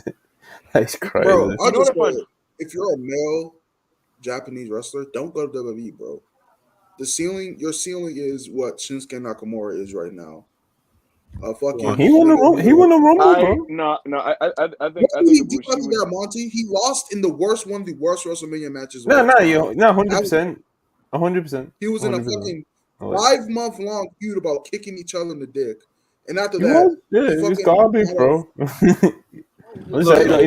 terms of accolades, in terms of just accolades, just like they did. Accolades do not show the whole picture of what your legacy as a wrestler. The Miz is a 2-time Grand Slam champion. Are we all time is Nakamura on the level of the Miz? Obviously not. Well, both of them niggas suck. If we're gonna be honest, both of them niggas are wow. Hold on. Yo, the difference between who is the most pushed Japanese male? What? The difference with Ibushi Nakamura is that Ibushi is still actively really good, and Nakamura is kind of bad. So Ibushi is Nakamura all time. The most successful Japanese wrestler to ever step foot in WWE is Asuka. I think I said male, quite comfortably. Wait, whoa! Shinsuke was good in that Muta match, and Muta couldn't hang with them. No, he wasn't. I love the Muta match. I love it too. But I thought the finish was like fucking great. Like, you know, I like that match too. It was vibes, bro. Really good vibes. I can watching, if that makes any sense. You know, like that was a good match, but that doesn't mean that Shinsuke Nakamura in 2023 is a good wrestler. He's like kind of actively bad, but he has swag and he has the presentation. What's up? Got y'all brainwashed that Knock is bad. I thought Knock was bad when he was in Japan. Bro, yeah, Chris has always been anti Shinsuke. So is someone saying that in the chat that it's the WWE making us think that? No, that's just not true, bro. I know what I'm looking at. Said that. Yeah, this is not true, bro. Chad Gable doesn't win a single match, but he's tremendous. I don't think Nakamura is bad. I think he's kind of Tanahashi merchant. He's straight up kind of no. In his prime, he was a good wrestler. Yeah, I just don't agree. You know. Yeah, I don't agree. He was a good wrestler in his prime either, Monty. No, yeah, that's crazy. Chris is too forward. You know, Chris is like saying he's never good. If you're just a Japanese wrestler, and who he's better than? He is better than Masawa. I will say that. Nakamura is better. That's it. Hold on. Right, anyway, I'm not saying that Shinsuke hasn't lost quite a bit, you know. But I won't say he's actively bad. That's like I'll reserve that, you know. I'll reserve that shit. He's in the bottom 15 male workers in the main roster right now. No, he's not. I think so. Bottom 15. Yeah. You can't fathom it. Like, you can't fathom it. No, I don't. I think if you push Shinsuke back in, if you push Shinsuke in AEW, you put him in New Japan. Bro, I'll tell you exactly what it would be. If Shinsuke was in AEW right now, right, he would have the like the elbow battle type matches that would get by on like vibes and crowd, and like they'd be fine. But like it's very clear. It's very clear that he would be good outside of the WWE. When that nigga got to the WWE, he started surfing and lost his passion. Listen, what do you do better? Listen, he was feeding himself in that Muta match, bro. He was feeding. Riveting. Yeah, bro. Look, that's what I'm telling you. Look, Kota Ibushi's gonna come in. Shinsuke's gonna pull him to the side and say, "Hey, man, you want an extra board?" And then he says, and then he says, "Hey, bro, I know a good jiu-jitsu school around the corner we can go to." And then that's what they're gonna do: surf and jiu-jitsu.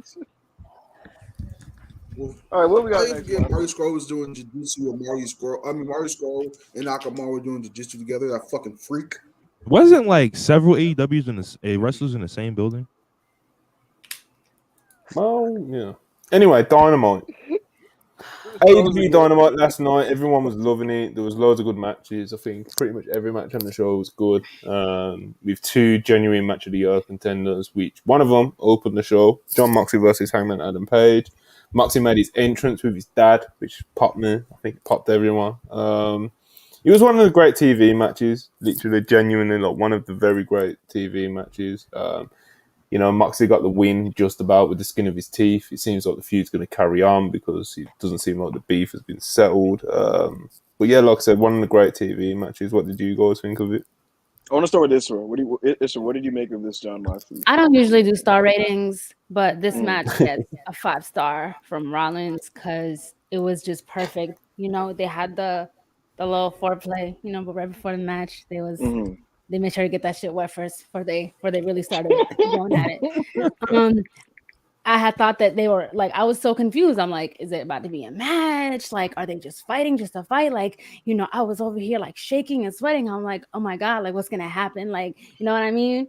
And then when the bell rang, just from beginning to end, match was perfect. Like they had like, the pace was good, like everything, right? I'm not gonna sit here and break down moves because I don't even know wrestling moves, to be honest. But it was amazing. Like, and my thing is, afterwards they also had like who is it, BCC, whatever you want to call them. Oh my they God. Came out and minus Wheeler Yuta, right? That whole like them getting in each other's face at the end was so tough. Like you could tell that it was still heat and that they still hate each other's guts and everything, and that Hangman was not satisfied with how it finished. I'm not like coming out. This is what happens. Anyways, what was I gonna say? Oh yeah, it was just real tough at the end. I feel like had Wheeler Yuta not been there, it would have been so much harder. Oh my God, but take what you can get. It was really good. I actually think that's like one of my, since being an AEW fan, that's like my favorite TV match, I think, so far. Yeah, it was. Monty, did you see Claudio's fit, bro? Like, I don't know what it was that popped me. He looked so European, bro. My man came in with the baldy wearing a soccer jersey and the Combat Club soccer jersey. I fuck with it, bro. He's wearing like these like 2009 jeans, like. Yeah, bro. He's out here, bro. Manny, yeah. I know you was feeling this one, bro. Man, I gave this fucking 5-star, bro. Me and Hangman on the same wavelength, man. We watched our Tyler Black tapes. That's what we did. I asked Hangman the other day, does Seth still do the small package driver? Fuck nah. My boy Hangman brought it back. He brought that shit back. Tyler doesn't want to do it no more. Bro. And this match was just fucking phenomenal. The only thing that confused me was I don't know what Hangman was gonna do with that curb stomp, because you saw how he did it. Like, he just threw his blood gun. It was like the ugliest curb stomp. Besides that, this match was perfect. I thought it was gonna go to a draw for some reason. Then I forgot the first 5 minutes didn't count.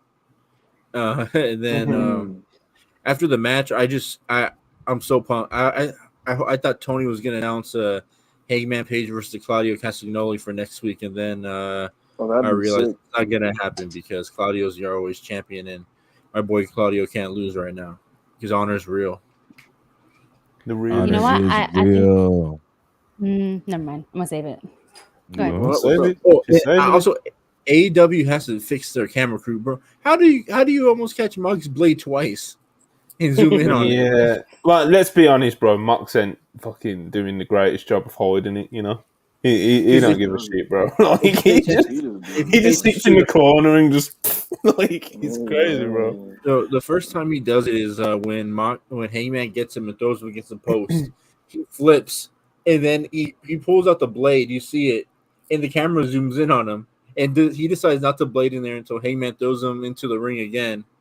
And then he rolls to the corner, and the camera zooms in on him for a second time. Yeah, I love Mox, man, and the fact that he loves to get a bit of colour, it gets him going in there. Like, that pops me as well. Even though some people say that he does it too much, but bro, I've seen that man. One of my favorite, like anyone ever. Like, one of the best parts of the match. If y'all want, you should rewatch the match because when Mox started bleeding, Hangman had his blood in his hand.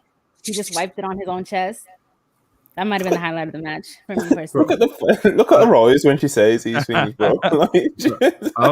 I also don't know how Hangman does it, bro. How does he have you can argue the top 4 or 5 matches in this company for just for Dynamite alone? He has the 2 Danielson matches, this Moxley match where I think is he has the tag match with Kenny against the Lucha Bros in Atlanta. But this guy is just a monster, huh? He has a Lance Archer Texas Death match. Oh, I don't know if I consider that match one of the greatest Dynamite matches ever, but yeah, he has that match too. I mean, man, bro, this Heyman's just a fucking hooper. Yeah, I remember there was a time where 2 people who are on this panel right now told me that Heyman should not have been the top guy in AEW. And will those 2 men please reveal themselves? Oh, well, I'll still stand on that for now. Because you're a bum, Monty. You're a British bum. Top guy. It's a special thing, Could Samoa Joe right now be the top guy in AEW? Yes. No, bro, I'm gonna say yeah. I'm gonna biasly say yes, but I'll openly buy it. Because I love him, innit? That's like not said, fair, bro. I just said biasly, yeah. But if I'm being objective, then no, obviously, obviously not. So, fuck you, Monty. You're not wrong. I'll argue with you. Heyman is top guy. What are you talking about? Heyman, he deserved to be a top guy. He was organically built in to be the top guy. No, he can be a top guy, not the top guy. I just don't see the that. Best AEW story. I think he could be the top guy. What's wrong with that? The best AEW story of all time revolved around Heyman Page rise to the top to be the top guy. The best. That is true. Yeah, no, he was good. That was good. The bad thing about Heyman though, he's a family merchant. Bro, everything that Chris says about Hangman, I pretty much agree with. The feud for his rise to the top was great. His matches, like Manny was saying, he's literally one of the best workers in the company, and in a company like AEW, that's fucking incredible.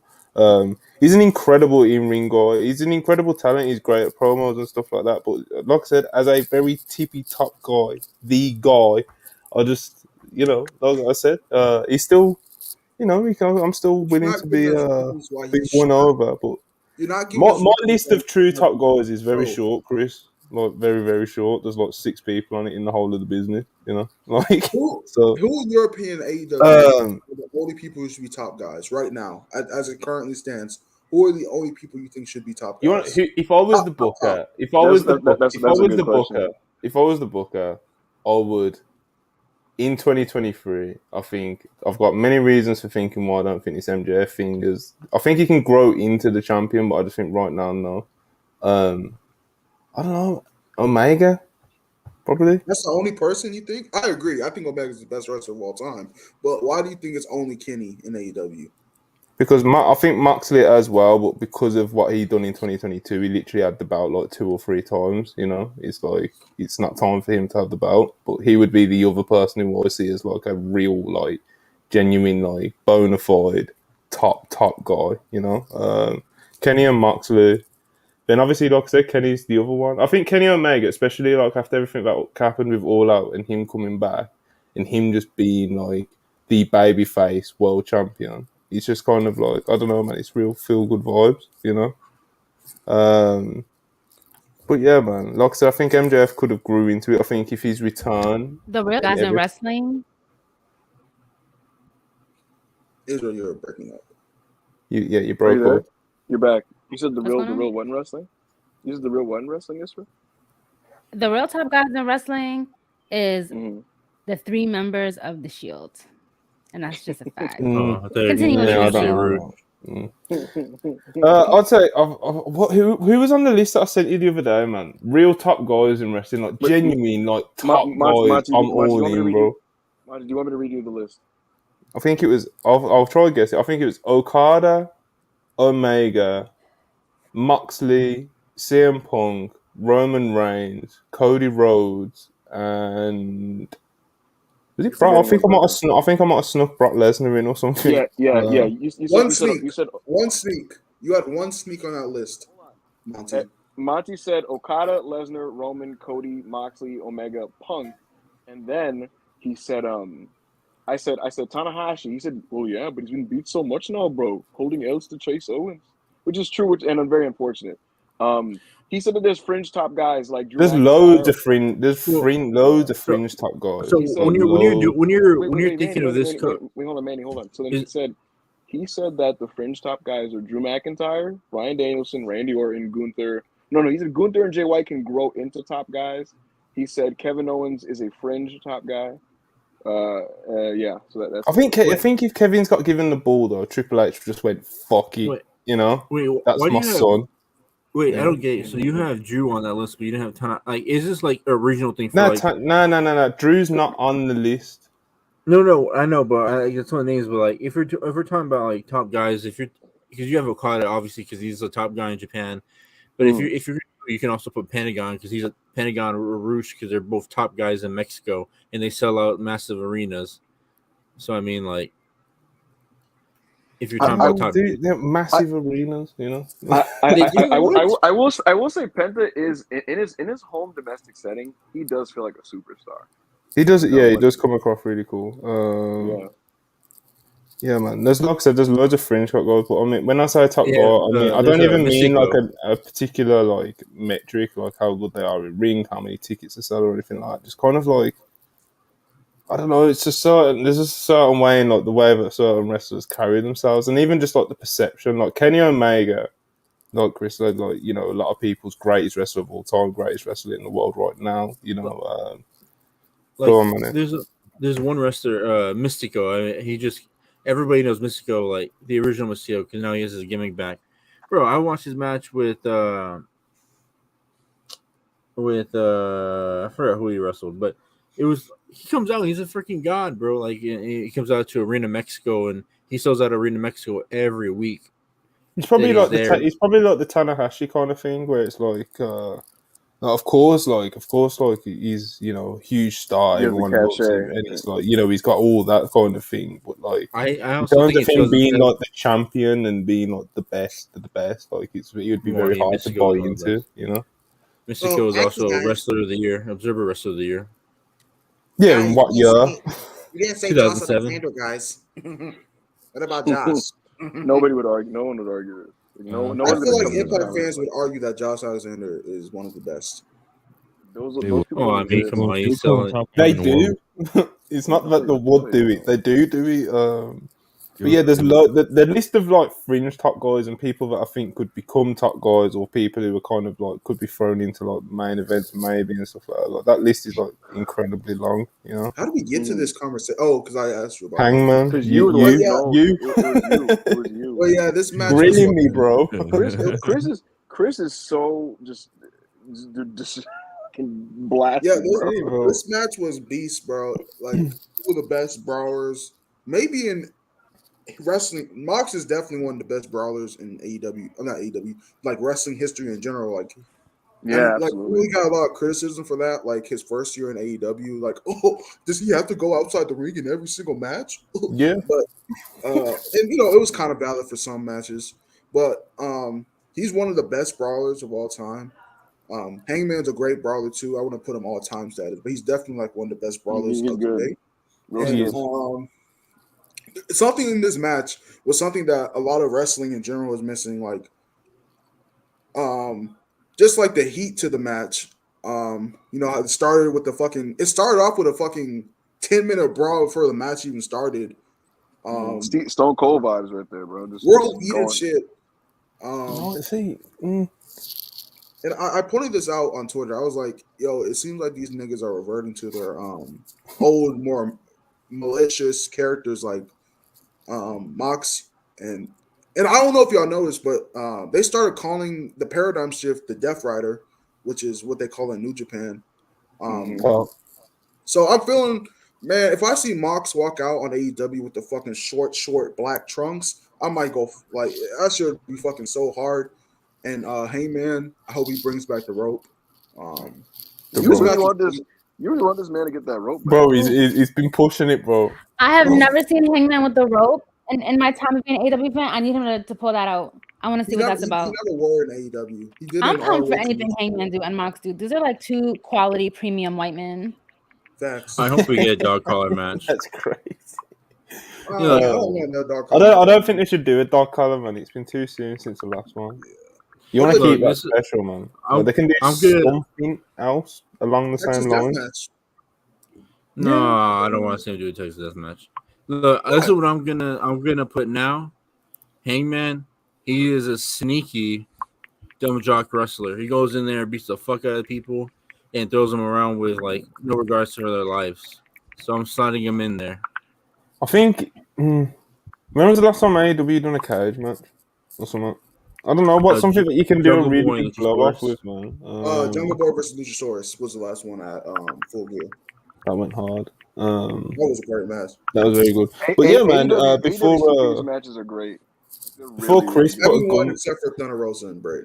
But yeah, man. Before Chris put a gun to my head and made me say that Hangman Adam Page isn't a top guy, I was full of praise for him. I still am. I think he's fucking amazing. You know what I mean? But yeah, a great match. Do we think we're gonna get the fourth match at Revolution, or do we think it comes before? And obviously we've already been talking about the stipulations and it might be and stuff. So, Monty, remember I told you that I think that maybe if Tony isn't really confident about the vibe of MJF and Danielson as a main event, he can probably slide in Hangman Moxley as a real main event. But stipulation, no, he just makes it a lights out match. Is a real main event. Oh, lights out. Yeah, so that he just makes a lights out match, and that's technically the main event. Mm-hmm. To be honest, though, a lights out stipulation death match following in a 1 hour Iron Man match is like so exhausting. It's not even funny. I don't know if I would do that. Yeah, I think open with that than do. No, that. that's why I would too. But if Tony doesn't think the MJF and Danielson feud is hot enough, because I think Moxley and Hangman's the hottest thing in the company right now, so he might just make that the unofficial main event just so people will stay and watch it. Could do like a last man standing. Yeah, someone said that in this show. The last man standing it feels like it would be quite fitting. They don't have to do the blow off at Revolution. They can do it. Not everything has to build to the pay-per-view. You know what I mean? Like some shit can just I forgot what it was, the Eliminator tournament, right? That shit, like, people are usually grown because it's on Revolution. At Full Gear, but like the Eliminator tournament, the final was on the Dynamite after Full Gear, which I think they should do more of, like build like on Revolution instead of doing Mox versus Hangman as the final blow off. Do BCC versus Heyman and I don't know, two partners. I don't know who his partners. Can we wait? Hold on. But isn't Revolution in like 4 weeks? Under a month? I don't know. If we have enough time to do all that. No, I don't know if we have enough time to do that. You can though, because fuck you, nigga. I don't like. You fucking messed up my train of thought. I forgot what I was gonna say. I knew that was gonna happen, you know. When he slid in, then I was like, "Chris is gonna," because I could see you like thinking about what His you was trying to brain, say. like, Bro. Yeah, I could see the gears turning. You get me? And if you just came in and cut that shit out, bro. Like, But yeah, the anyway, it was amazing. Yeah, the match was heat, all timer, Dynamite match. Okay, so next up we had there was a promo video for Darby and Joe, which I always like to see for the main event because, you know, promote your main event on the show, man. You know, Yeah. something that AEW has got better at in the recent weeks, months. So, Mhm. Can I interject, Monty? Yeah, Speaking of building to mid event, there's something WWE barely does this now too, but there's something WWE used to do a lot, right? They used to have something be an integral part of the show, or it goes for multiple segments on the show, or multiple things are tied into each other. I think AEW should do something like that. The last time I feel like they did it was they did an opening. It was MJF celebrating beating CM Punk, right?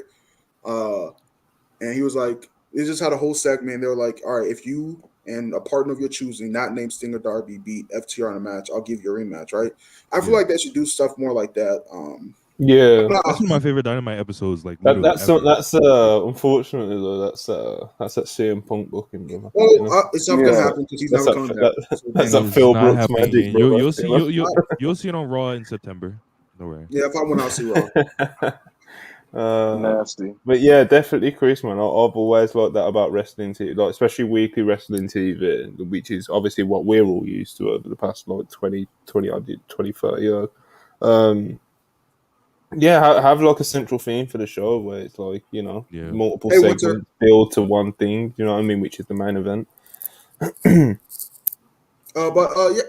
listen, I don't give praises to a lot because he doesn't fucking deserve it.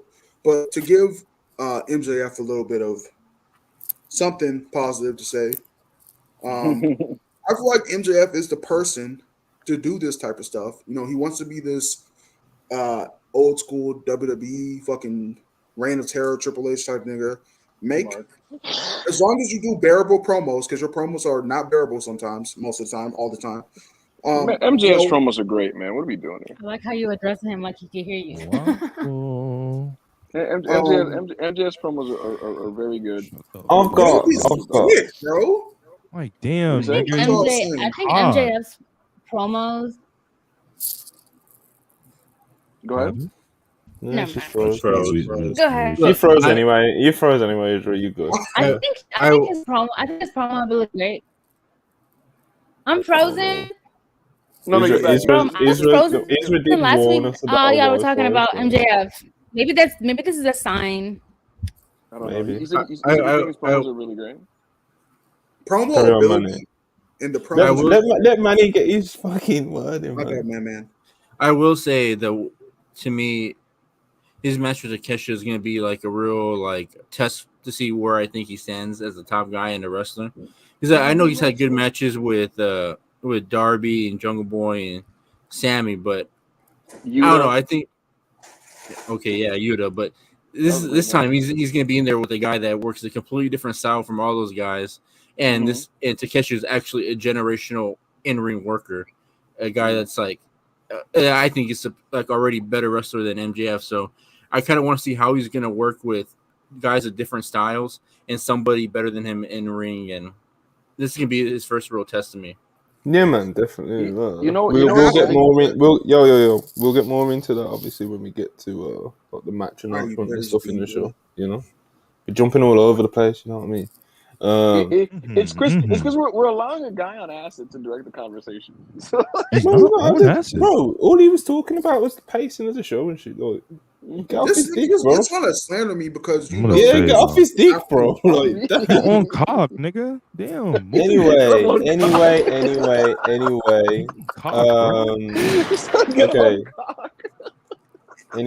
nigga. Get off of me, bro. Holy hell. Okay, so next up. Backstage promo with Jeremy Hayter, the Bunny, Butcher, and the Blade. I thought this was random as fuck. Bunny challenged Jeremy Hayter. Jeremy Hayter accept, but this was kind of all to just set the scene for Renee was doing the whole like, oh, something's happening in the back. What's going on? What's going on? And they put it up on the screen, and Britt Baker's getting attacked by Saraya and Tony. They're doing the whole ex-WWE versus AEW shit. I mean, this was whatever, Britt got jumped. One thing you can't say about Tony, he's always gonna get his girl, the Bunny, a title eliminator match. I feel like he gets it all the time, and has like a man for Bunny. Right. I hope Bunny like shows out, because if she goes out there and has like a stinker against Hater, it's gonna be kind of. I don't think she will. Andy's right. I think she's had a title match, not title match, but a eliminator match against every single AEW champion since Sheeta. She's been in a lot. She's Tony clearly likes using her. Yeah, I was gonna say she's not bad or anything. So I guess it's hard. Am I working? Hi. Yes. Hey. Yes. What were you saying about MJF's promos this week? Yes, I am. What are y'all talking about? What are we talking about? The backstage segment with Jamie Hayter and the Bunny. Oh yeah, that girl's promo skills are shit. Like, it's good they only gave her like a little bit of time before they cut off and showed what was actually interesting. Oh, with the Britt Baker backstage beatdown. Yeah, that was alright. Yeah, I like backstage beatdowns with the women. Mm-hmm. Yeah, man, it was at least a key. This is me being nice. It is. We're proud, yeah, a wholesome thing. I think anyway, y'all hate the storyline. What do you say? Oh, the storyline is like pretty cringe, but they're gonna. Well, what's going on? I think Monty, Ibu, Peach in the chat, and you, Israel, you hate this storyline because y'all know in the end the AEW original. I don't even hate it. I'm not gonna lie to you, bro. Listen. I do not care about the WWE girls that went to AEW. I'm not a Paige fan. I don't dislike Tony Storm, whatever that bitch name. I don't dislike Tony, but I don't care for her either. Ruby is like, I like her. Awesome. But at the end of the day, I'm not like rooting for one side or the other. I don't give a damn. I don't like any of them, bro. The women that I like have nothing to do with the storyline. Listen, coming out of this. I can't speak. I mean, maybe the rest of them, maybe in their feelings about the fact that I don't know. It's not me though. You cannot lump me in with them. I don't even dislike the storyline at all, Chris. I actually am very. I don't care, man. Let's get to the next subject.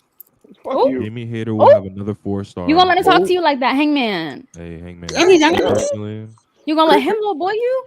He's a beta. Personally. Here's the thing about it. Beta male. A liberal cuck. I'm definitely not. Listen, what you guys don't realize is that Chris can do all this now, but what's going to happen is when we're off the air, I'm going to access the WrestlePurists company funds, and I'm just going to make sure that he gets less than everybody else. That's it. Hey, you do that, and how much I make a month. Chris was the funniest thing was that Chris was actually our highest paid last month. That is so nasty. No, it's funny. That nigga was. No, it's funny. What Peach said in the comments, because I think I said the exact same thing to her. It's like everyone is saying, okay, this is us versus them, and it's like, bro, all of you are indie darlings. Like before you went to WWE, you was an indie darling. Like you're not a WWE original. WWE did not make any of these women. Like they already was established, came to WWE and got dropped. Saraya was wrestling for 10 years. Yeah, the only one you could argue is Saraya, and then there's that. Do you know what I mean? Like she'd done her grind on the indies, so it's like literally all of them, like started on the indies. None of them are like fresh out the PC, None of them. If they had like, I don't know, someone that the PC developed, like that would make more sense. But it's literally. Ooh, see? I mean, I don't know that girl's lore, but she don't deserve to be in any company. But that's another conversation. Calling these some of the never mind. I just want to say there's a reason they call me Chris O'Brien. Jesus. Yo, you not on my pay grade, little boy. Oh, you're not on my pay grade. I don't talk nigga. I don't talk to peasants.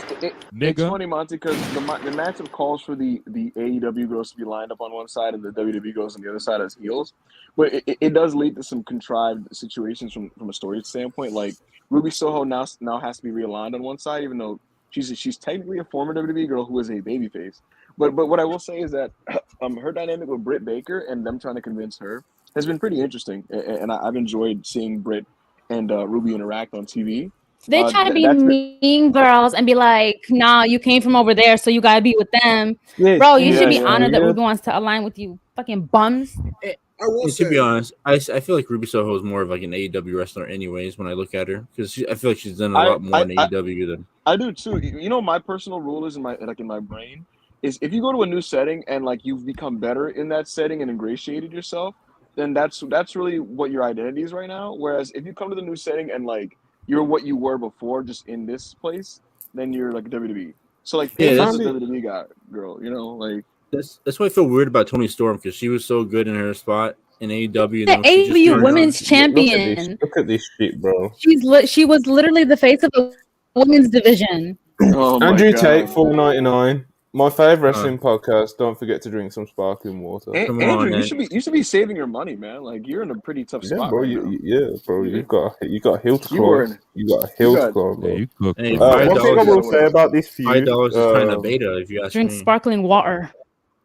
Yeah. Anyway, sparkling water. Thank you, Andrew Tate. Shit. Anyway, moving on. The Acclaimed of the squash. What? He left us $5.99. What do you mean? Thank you. Continue. The Acclaimed squash match. Am I just lagging? I'm so confused. You're good, Isra. He's recapping the next segment. Yeah, like, chill, man. Okay. We good? Everyone good? Yeah. Yes. We okay? Everyone can hear me. No one's lagging. Israel's lagging, so we're not good. No, we're all good now. Okay. Chris has disappeared. Manny's in the back of his room. He's so far from the camera. Yeah. Okay. Let's get some fucking professionalism going on, bro. Like this is getting messy. Okay. The Acclaimed had a squash match against two local competitors or whoever the fuck they were. I don't know if anyone knows who they were. The Outrunners. The Outrunners, baby.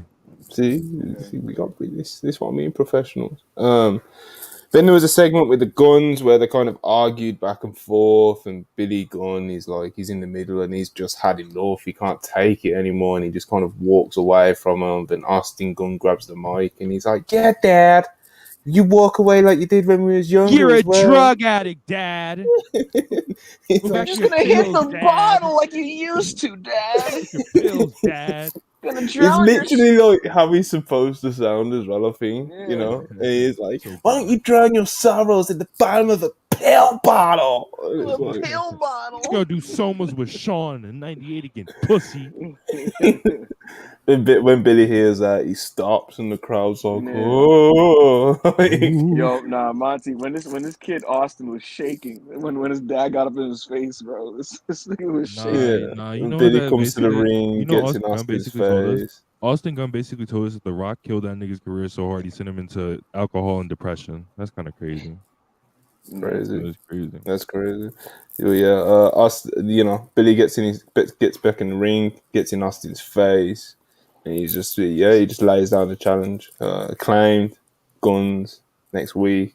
What are we expecting from this? Do we think the Guns have got a chance? Do we think Billy Gunn's going to turn on the Acclaimed? Like, what do we think? I think he's going to go Acclaimed. That would be. I don't know. I feel it. That would be unfortunate, though, because he already turned on the Acclaimed once, right? He turned on them once. He can't do it again, bro. I would be so redundant if he does it again. You turn on them right before. You kind of turned on them, you know? No, it was weird. He turned on them. Then he went back to the Acclaimed. Yeah, it was weird. He turned on them, and then the Guns. Yeah, but it was so quick. And they beat him up. It was so quick. It was so quick that he flipped back. It was like, okay, yeah, yeah. But he's the most over. Think of this from Billy Gunn's perspective, right? This is the most over he has ever been, maybe other than the first couple outlaw runs, right? Mm-hmm. This is the most over he's been since the fucking 90s. Why would he jeopardize that? Because the Guns get no fucking heat like that. Why would he jeopardize? And I'm pretty sure he has a big hand in this story, right? He's a producer or whatever. Yeah, probably. Why would he jeopardize himself getting this over? It's not going to make his sons more over if they fucking have this heat. It's not going to do shit for the Acclaimed. So why do that shit? Like, I don't see the point in if the Guns are going to win, just have them win. Like, have Billy Gunn accidentally hit the Acclaimed. Don't have him turn on him. You know what I mean? Yeah. But whoever wins, they're keeping those titles hot for Top Flight. That's what I'll say. You think so? You think so? Showtown Spurs $2 thinks that the Guns winning and dropping to FTR at Revolution. It's not. It's over. Let's go. Oh my god, my Let's heart just go. jumped out. It's not happening, bro. That 6-man. Get ready for that 6-man tag, pussy. It's not happening. It's not. Go. Bro, It's not happening, Let's nigga. go. Get over it, pussy. They just stole my idea. That's how you get out. That's how you get out of the. Ibu, shut up, bro. Like, This guy. Go on, man. bro, all I'm gonna say, that's how you get out of the Acclaimed and FTR match. You just have the Gun Club beat them, and then you have FTR beat them. Yeah, man. So I could see either happening. To be honest, I could see the Acclaim just winning. I could see the Guns winning because of some Billy Gunn-ness, whether it's a turn or a mistake or what. I could see the Guns just winning just to drop at FTR. Like, I could see a lot of things going either way with this one. I'm not too convinced on any of it, to be honest. I don't know what's going to happen, which is a good thing, you know, because I don't think any of those options are bad unless like you're anti FTR like some of the guys are, which is, you know, whatever. Like, but yeah, man, we'll see what happens. Chris does make a good point. No, this is the most over that Billy Gunn has been in like 2 decades. So, Chris, can you come back? Yeah. Oh, Sorry, there we go. Doing something. He had to collect himself. He was throwing up because of the mention of FTR. After this in the show, after this, we had there was a Jungle Boy promo saying that he's done with the tag team thing. I like Jungle Hook. I thought like it gave them both something to do, like that people are into, and you know it didn't feel like forced or anything like that. So unless they have something like serious lined up for Jungle Boy, like Christian coming back, then I don't quite get why they would break up Jungle Hook. Before the main event, I was like, after that promo, I was like, oh, he's going to beat Darby for the title sometime soon. That's what I thought it was going to happen. I think I don't fucking know what he does because he doesn't want the tag titles. So that means he wants the World Championship, which he could feud with MJF after Revolution, right? He could. They have a storyline. They've had matches together, good matches. So they could do that, or him to beat Orange Cassidy, which I don't think is happening. I don't fucking know. It's confusing because he made it apparent that he wants championship gold. Mm-hmm. Joe just won, and they're probably going to give that shit back to. We'll talk about that later.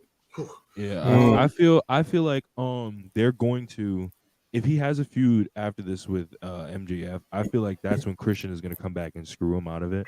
I feel like whatever title he tries to go for, Christian is going to come back and screw him out of it because they still had never finished that because they never had the proper Christian versus Jungle Boy match. Mm-hmm. So yeah, I love Christian. Yeah, man. I want to see him back, bro. You know. Yeah, man. Jungle Boy, Jungle Hook. By the way. So what are we doing with Hook now? You know what I mean? Dude, like, bro, you just disappear into the abyss now. Like, you know what I would do, Monty? I'd have Hook work 30-minute matches at house shows. I mean, yeah, cool. And what is wrong with you? What do you mean? What's wrong with you? That's wait, Rob. What are you talking about? That's exactly what you should. I heard you wrong. Yeah, he should be working 30. Yes, 30. Yes. That's what you're supposed to be doing at house shows. Young wrestlers who are relatively green should be having experience working long matches so that they have them under their belt and they're equipped with the skill set and toolbox to be able to do that should they be put in that situation. Because then they can condense this on TV. This is how Rob. This is how wrestlers learn. This is literally how they learn. All of your. I agree with Heyman. Yeah, all the Ring of Honor greats. All the Ring of Honor greats literally would go 60 minutes, like 2 to 3 times a week. I don't know. 2 to 3 times a week, they would just go 60 minutes. Sounds pretty bad. Every single one of them. you're talking about sounds pretty bad. It's not televised, Rob. That's the purpose of a house show. I think he's just frozen in the Doesn't corner. matter. All right, you're trolling. Here she is. Who is? He's just frozen in the corner. No, she is frozen. Yeah, like, I was looking at it as well for a sec. There she is. Look, she's just lagging. She's just really behind it. So God bless. Hook should be working 20-minute matches with Jeff Jarrett on the road. Yeah, I know, but what do you do? Though? Do you just keep him off TV for how TV? long? Like, what do you do with him? Honestly, I'm not Listen, sure. I know this shit is corny, and I know people don't understand what this means. But if Hook is willing, right, and he wants to really, I don't know how much he loves this wrestling shit because I know he loves fashion. Carry on, Chris. What happened? I don't know how much he loves his wrestling shit though, but his dad makes it seem like, yeah, he likes it, right? If he's willing, I'd have him go on excursion to Noah, since Noah and AEW business together. Yeah. I'd have him go to Noah and run shit over on Noah. Cook. If he's willing to. He's probably not willing to. A lot of wrestlers want to be willing to, especially. But I think that would be like really not have him mix it up with the guys, but mix it up with Ninja Mac, friend of the show, by the way, Ninja Mac. Mix it up with Ninja Mac, Leon Slater, and not Leon Slater. What's his name? Slater. Dante Leon. Leon Slater is good, bro. Repping Birmingham. Looks like you, but dark skin, Monty. He's a real one. You know what I mean? He's a real man. Brumtown stand up. I know Taz Yeah, wanted. that's what I I know Taz wanted Hook to do that before he went to AEW and signed. He wanted him to go to the dojos and all that, but AEW just snatched him and just gave him a huge push. So I don't really know if Hook is about that because I'm pretty sure Hook wanted to do that. So the only thing is I just don't think Tony's gonna let that happen because he's a fucking yeah, bro. I doubt it. Obviously that's just Chris kind of like, we're getting hopeful. I mean, Kip Sabian's in BDT right now. Yeah, but that's Kip Sabian. Anyway, I ain't trying to get spiteful. Ibu, what was you gonna say Regarding who specifically? Hook? Like before Chris had his light bulb moment. To be honest, on TV for 2 months and let him run house shows and put him in the chamber. AEW has a suitable cast of guys right now taking him TV. It doesn't hurt to pay Hook and have him work the house shows. He's over, so like it's not like the people at the house are going to groan when he comes. They're going to be happy to see Hook, and to see Hook in long matches before TV gets to. I think people will be into that. So you throw him against a Jeff Jarrett, you throw him against a guy who's a good worker. I'm sorry, Hook versus who? Hook versus Jeff Jarrett at a house show. Why? Well, so my explanation is AEW should be using these house shows to have their younger, greener wrestlers like learn the tools necessary, right, and get better. And so you work a traditional heel who like knows how to, psychology and how to work the crowd. Having them just kind of get heat on Hook and Hook learning how to structure a longer match where he can use his offense across 20 minutes rather than 5. It's necessary for him. I think those are the types of things that he'll need. Will really help him in his development. Him doing that a couple times a week would be really, really productive. So I would suggest that actually. Yeah, man. So Hook needs the longer matches, So it's like, get the reps in. Yeah. So no more Jungle Hook. It looks like Jungle Boy is either going to go into some sort of title chase, or maybe Christian's coming back like imminently, and Hook. Well, I don't know what they're going to do with Hook. So next we had Takeshita versus Brian Cage. Banger. Yeah, man. These they got after it. Takeshita got his the path of Cage.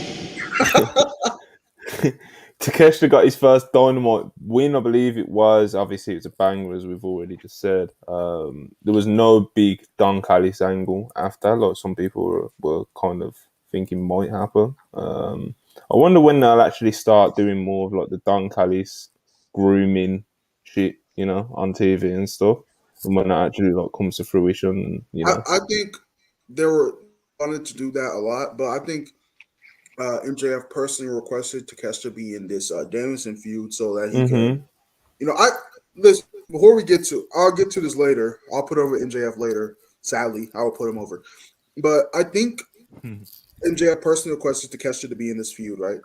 And I think after this feud, which I think Takeshita will no longer be a part of this Danielson feud after the match next week, right? I think that's when they start to do more of the elite. Don Callis and Kenny Omega trying to lure Takeshita to be part of their team. Yeah, man, that's good shit. Israel, you just popped for Brian Cage versus Takeshita. What did you think? These are two really good men. I'm not gonna lie to you. I don't understand why people try to play with Brian Cage's name.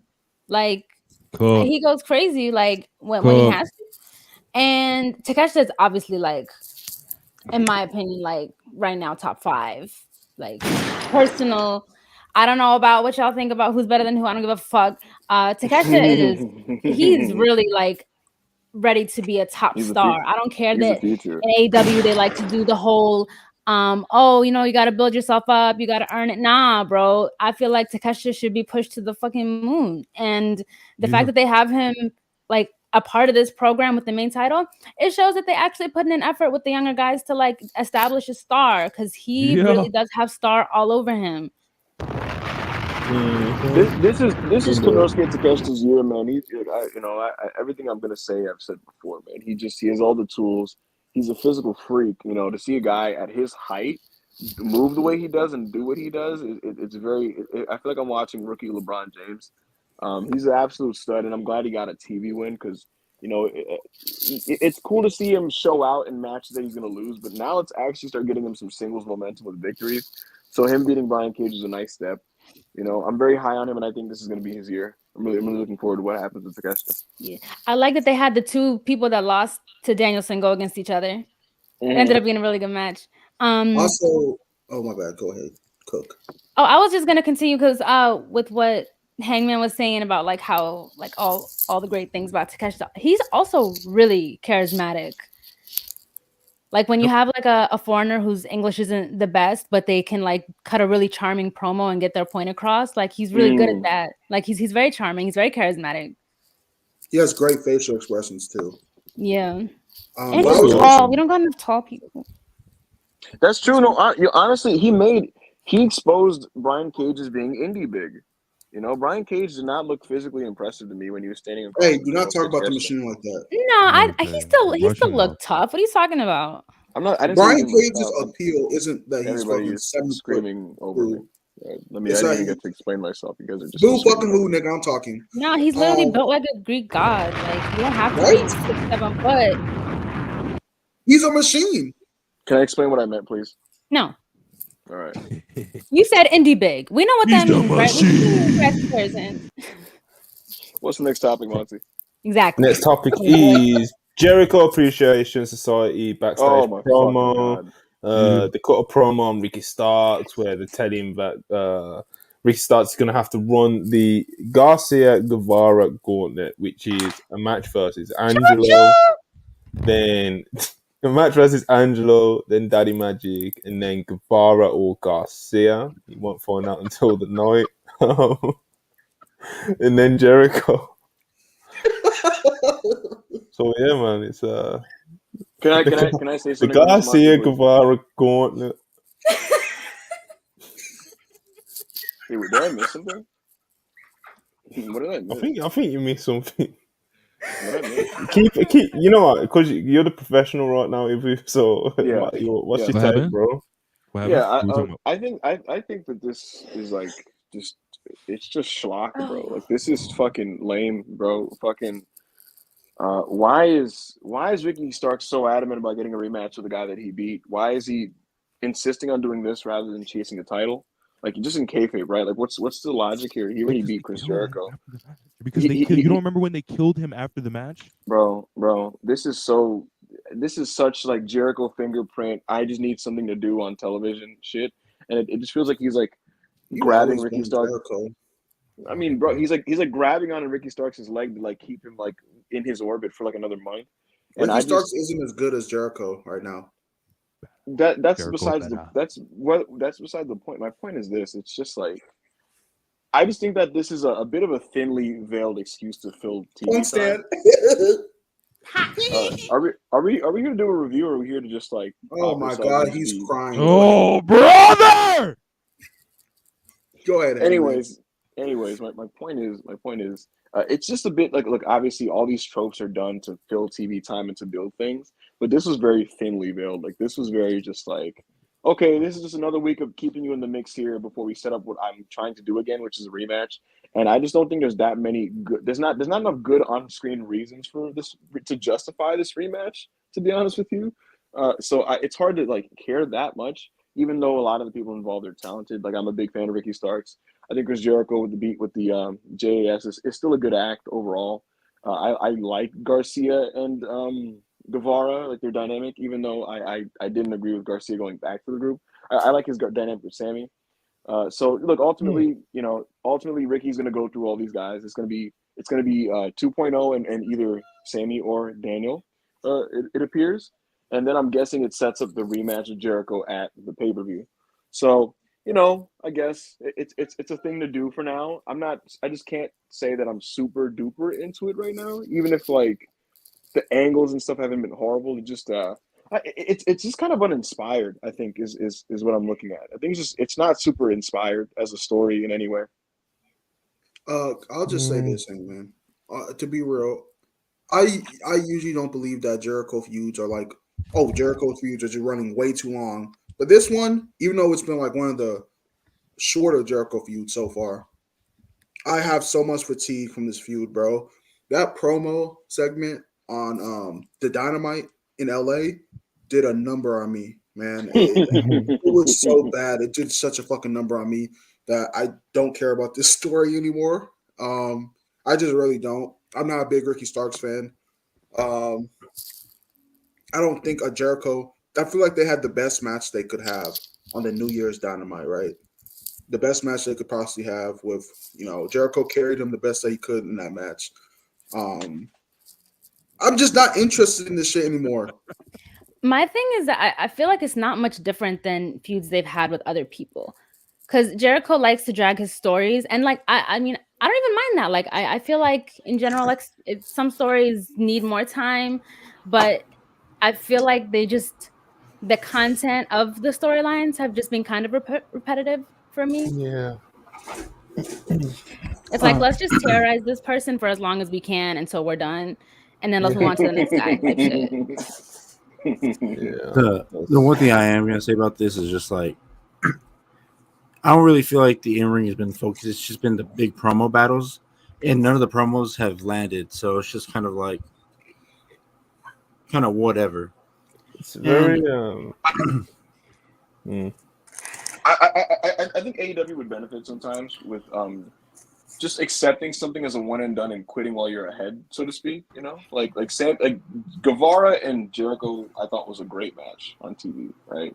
And I could understand the temptation to then go, we got to expand this into a full-on program and elevate Ricky Starks. But yeah. If I was Tony, I'd ask Jericho, what are your ideas in terms of executing that? And if he told me this was his idea, I'd be like, nah, never mind. I'd rather just get back to you guys as a matchup like months from now. Yeah, I think Jericho really tried to make Ricky, and like I know he had the big Rock segments before, and he's like, maybe Ricky does have a little of the Rock in him, but there's just the promo segments aren't landing. Mm-hmm. That's what they thought. They should have just did the one and done.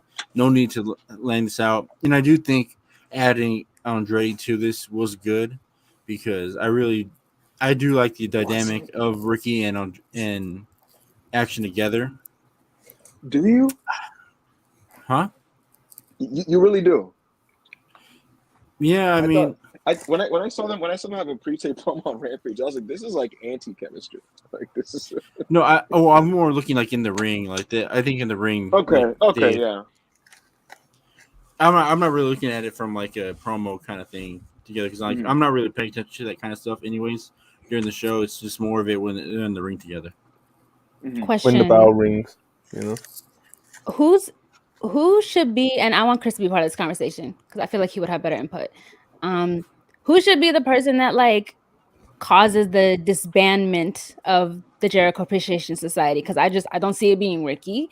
No disrespect, but like who's gonna be the person that's gonna like completely destroy this whole operation? Because somebody got to do it. It's gonna be Garcia, I think. So it's gonna be like an inner circle thing. Because if Danielson and with the BBs, With the BCC, they couldn't stop. You are a grown man. It wasn't that funny. It's BCC, right? Yeah, Blackpool. If it's Blackpool Combat, shouldn't it be BPCC? Well, Blackpool. You know what? That's not the point. If Danielson, who actually it was the most compelling storyline, couldn't do it, then if you think Garcia is gonna be the one to disband, right? Who's gonna provoke that if Danielson couldn't do it? Listen, I think the Danielson feud.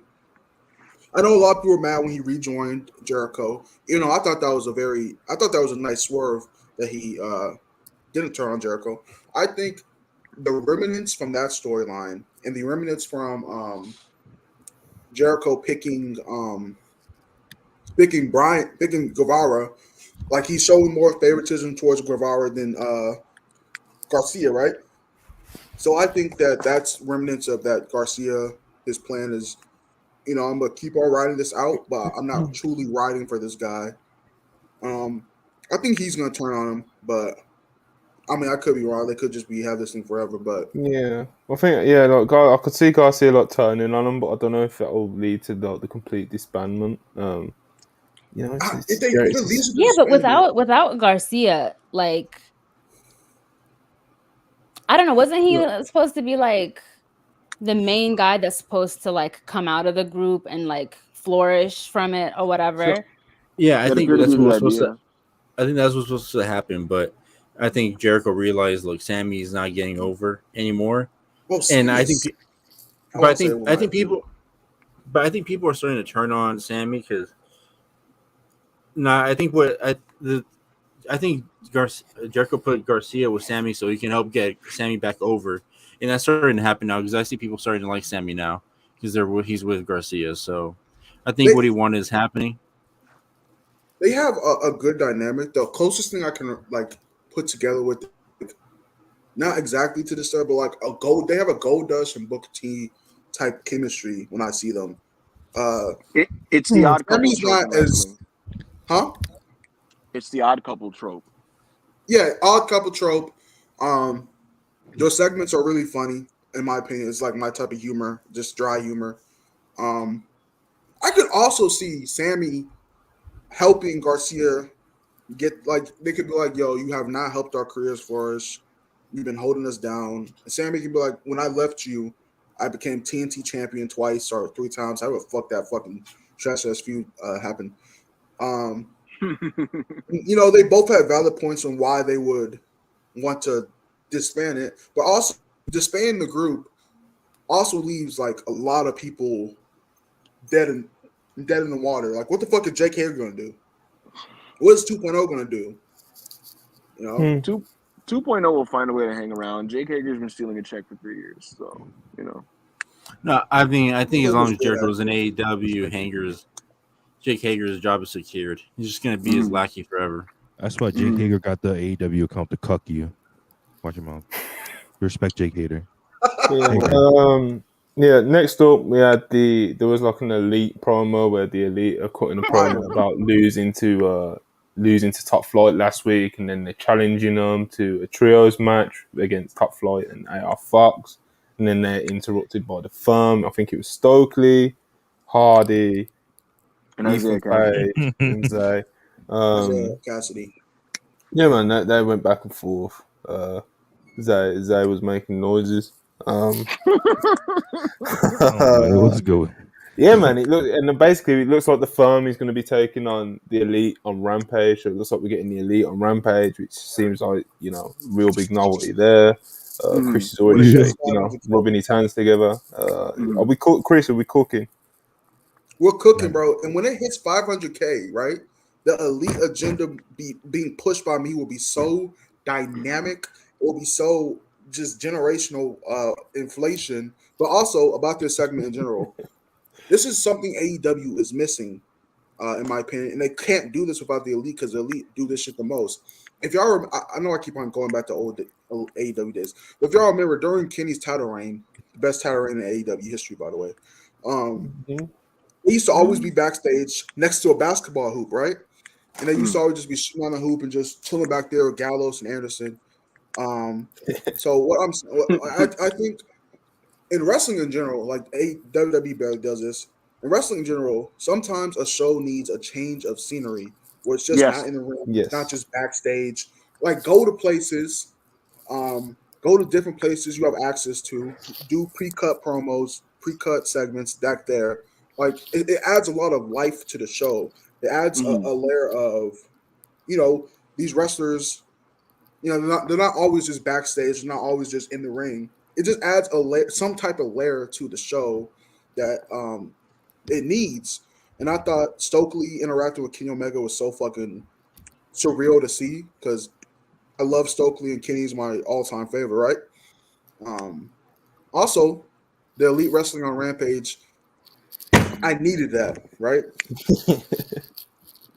Also, I think Team Top Flight and AR Fox have a better chance of winning next week than people might think. I don't think it happens. I think it plays into the Takeshita thing. I feel like I don't know if they want to turn Kenny heel this soon, but I think it plays into the Takeshita thing.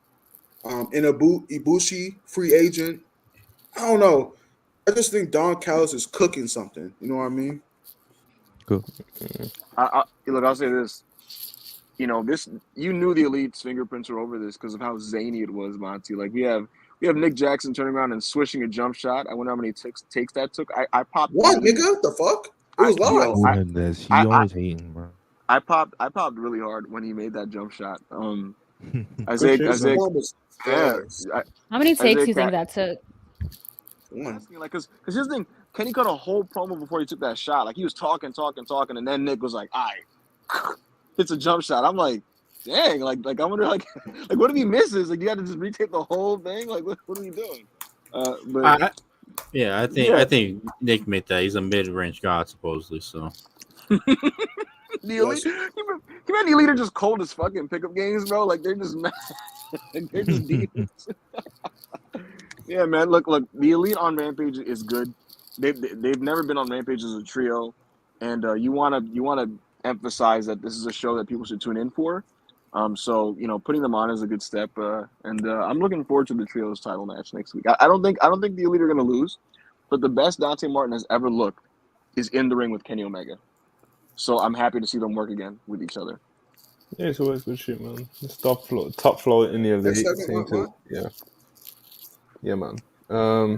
Brian Danielson versus Timothy Thatcher. Yeah.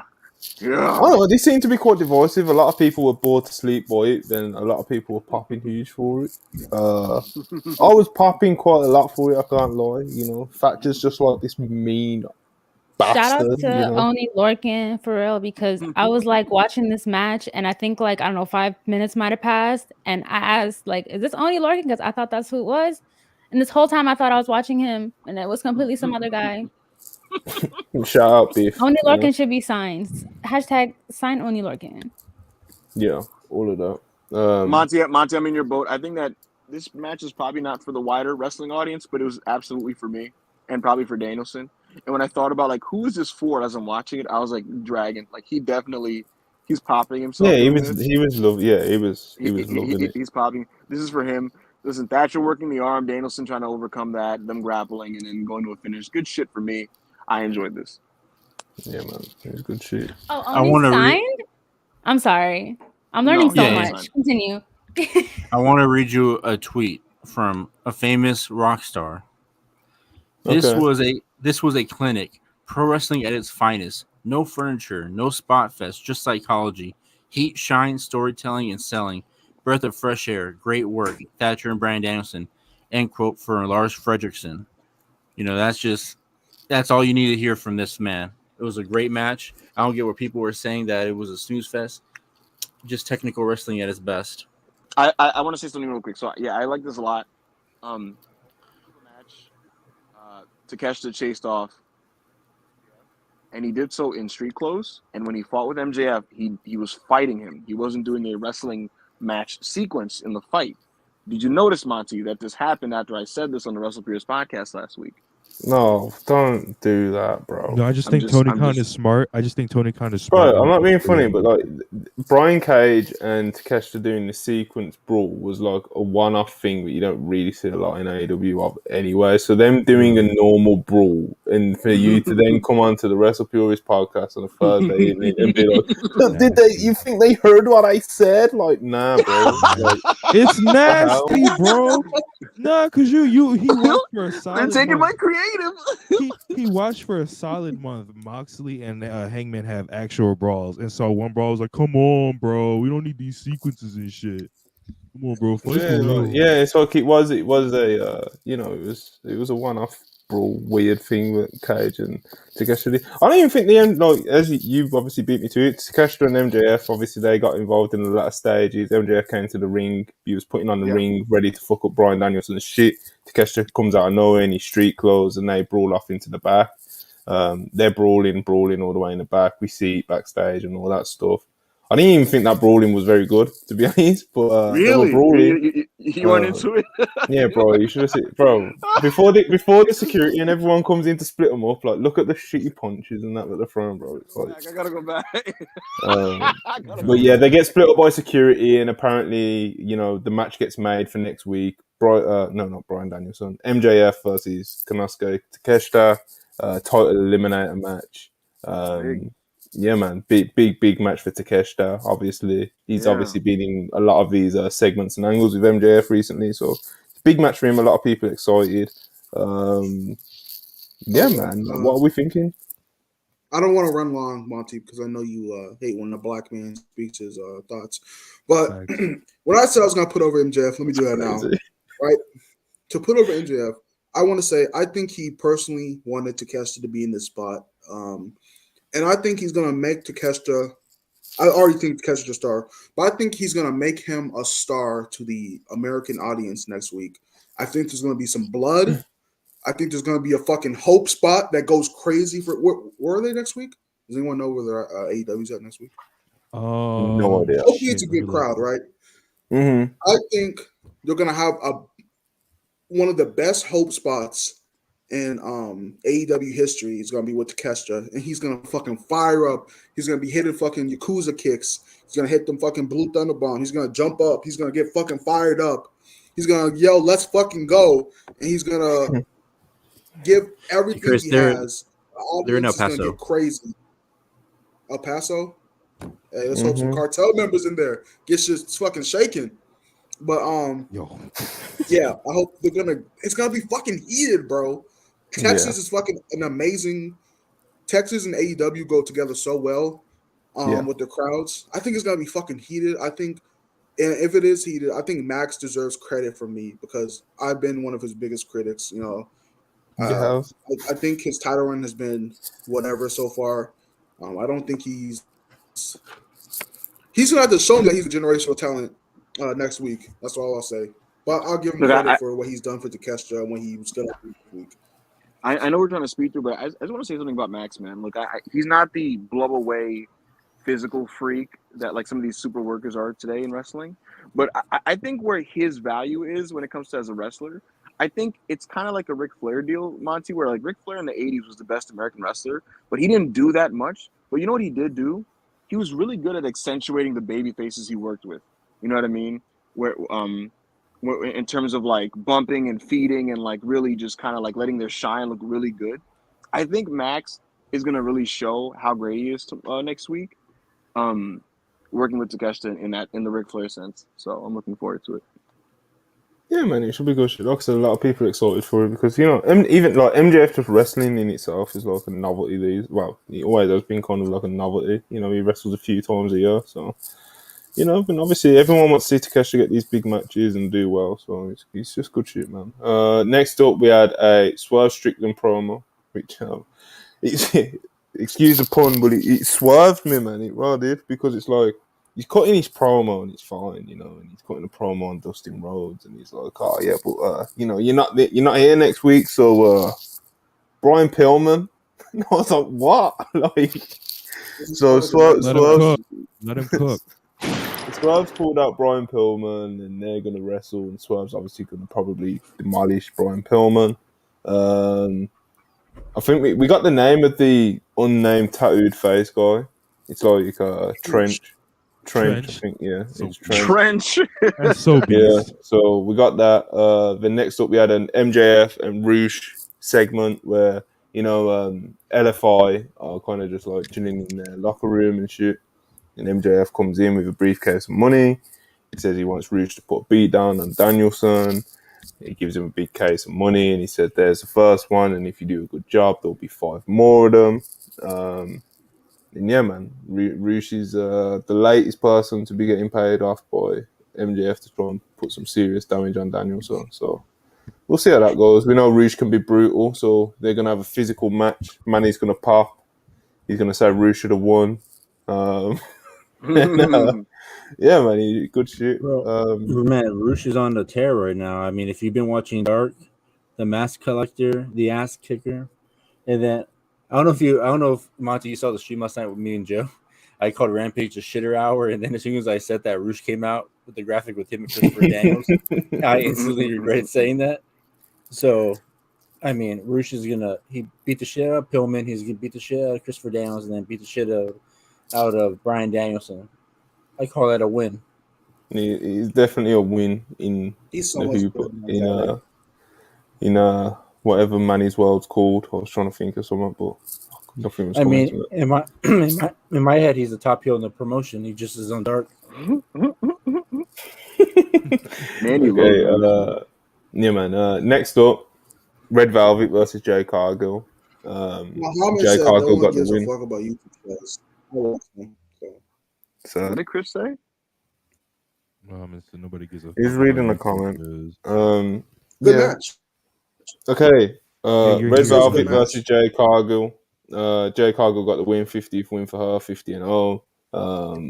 I thought it was funny when they was like, is Red Velvet going to be the 1 and 41-1? I was like, okay.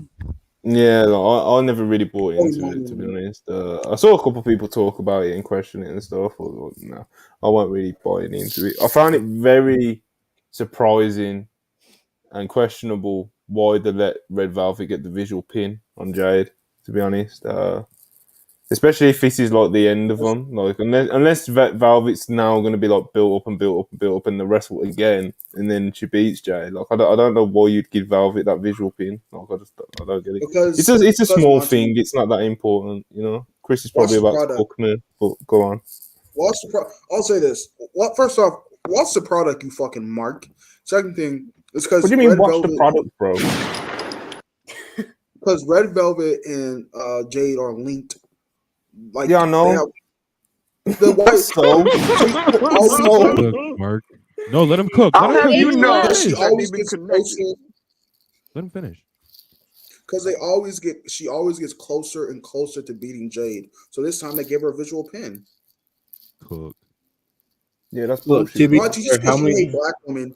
Bro, like I said, bro, unless Velvet is beating Jade, like I don't get it. No, it don't make no sense to me, bro. I don't get either. Fate's got a visual. But even in your explanation, it would have to end with Velvet eventually getting that win.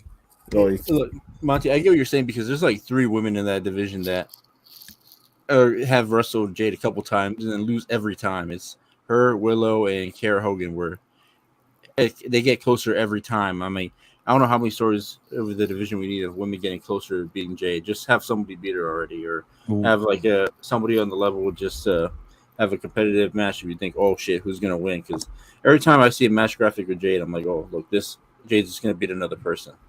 Yeah, my thing is just like it's not even like Red Velvet don't deserve to do that. It's more of a thing of like why. You know, like I said, unless Red Velvet is now going to go on to beat Jade in a few months or whatever, or whenever it is, it's like I just don't. What's the point? Why are you doing it? You know, who does it do anything for? Like it makes Jade look weaker, even though she gets the win. Like it's why would you put an asterisk next to a Red Velvet win? It's weird. Yeah. Regarding the match though, I got okay chemistry. You know.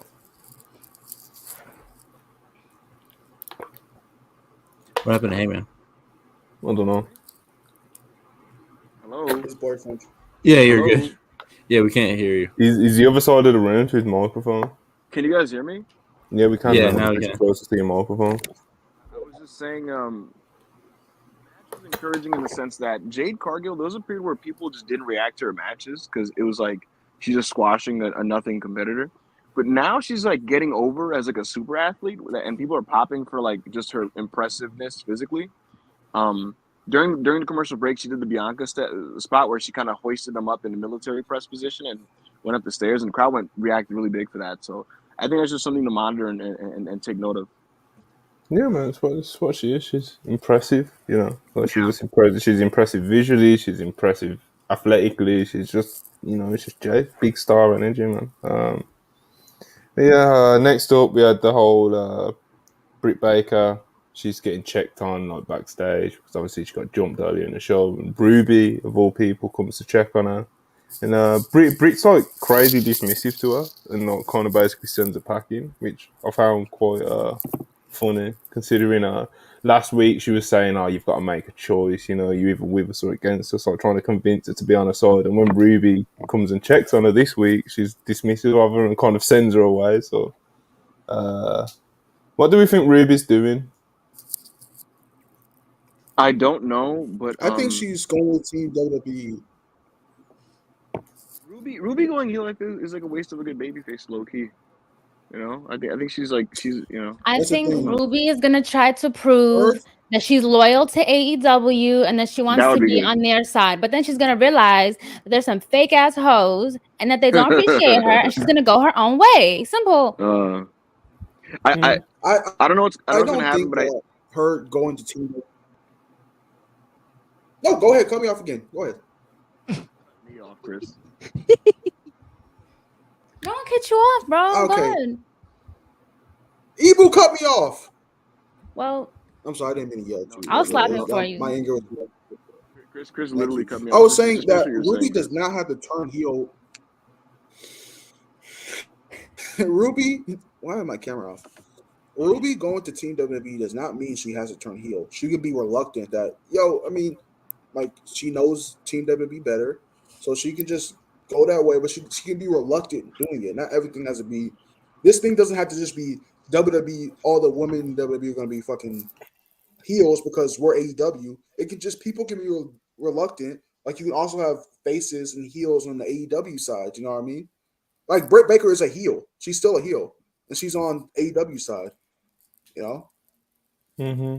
Yeah, definitely. I'm just especially like someone here. So are they gonna? Is this gonna just be them, like the people that want to participate, or are they gonna make the whole roster pick a side? Because I'm so confused. Like, why is this even a factor if it's just because it's probably gonna lead to a War Games match, so that they're gonna set up a 5-on-5 of some kind. It's called Blood and Guts. Yeah. I actually think having the whole women's roster be part of this would be you can't have the whole women's roster because WWE be fucking fucking outnumbered. But I think having a majority of the women's roster involved would be fucking something we don't see in wrestling a lot. Like you're talking like an all-encompassing storyline, right? All-encompassing story surrounded by the whole division. Yeah. Yeah, it doesn't happen much these days. We've seen that be good and we've seen it be bad. I don't know what's going to happen exactly. All I know is that the most interesting thing about this so far has not been the Toni Storm stuff or Saraya. It's been Britt Baker and Ruby for me personally. So I'm looking forward to seeing how that relationship develops on TV. Britt Baker is good on TV generally, so I'm looking forward to seeing how that develops.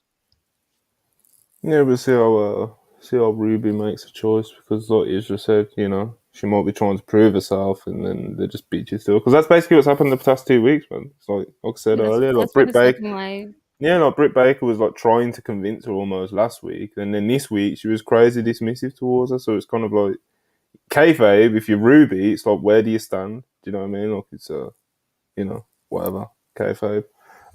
Right, real business right now. Main event: Samoa Joe versus Darby Allin. Anything goes. TNT Championship on the line. The third match in the trilogy of Samoa Joe versus Darby Allin. Something that I think has over-delivered in ways I can't express right now. what a trilogy between the two. Samoa Joe is still just fucking.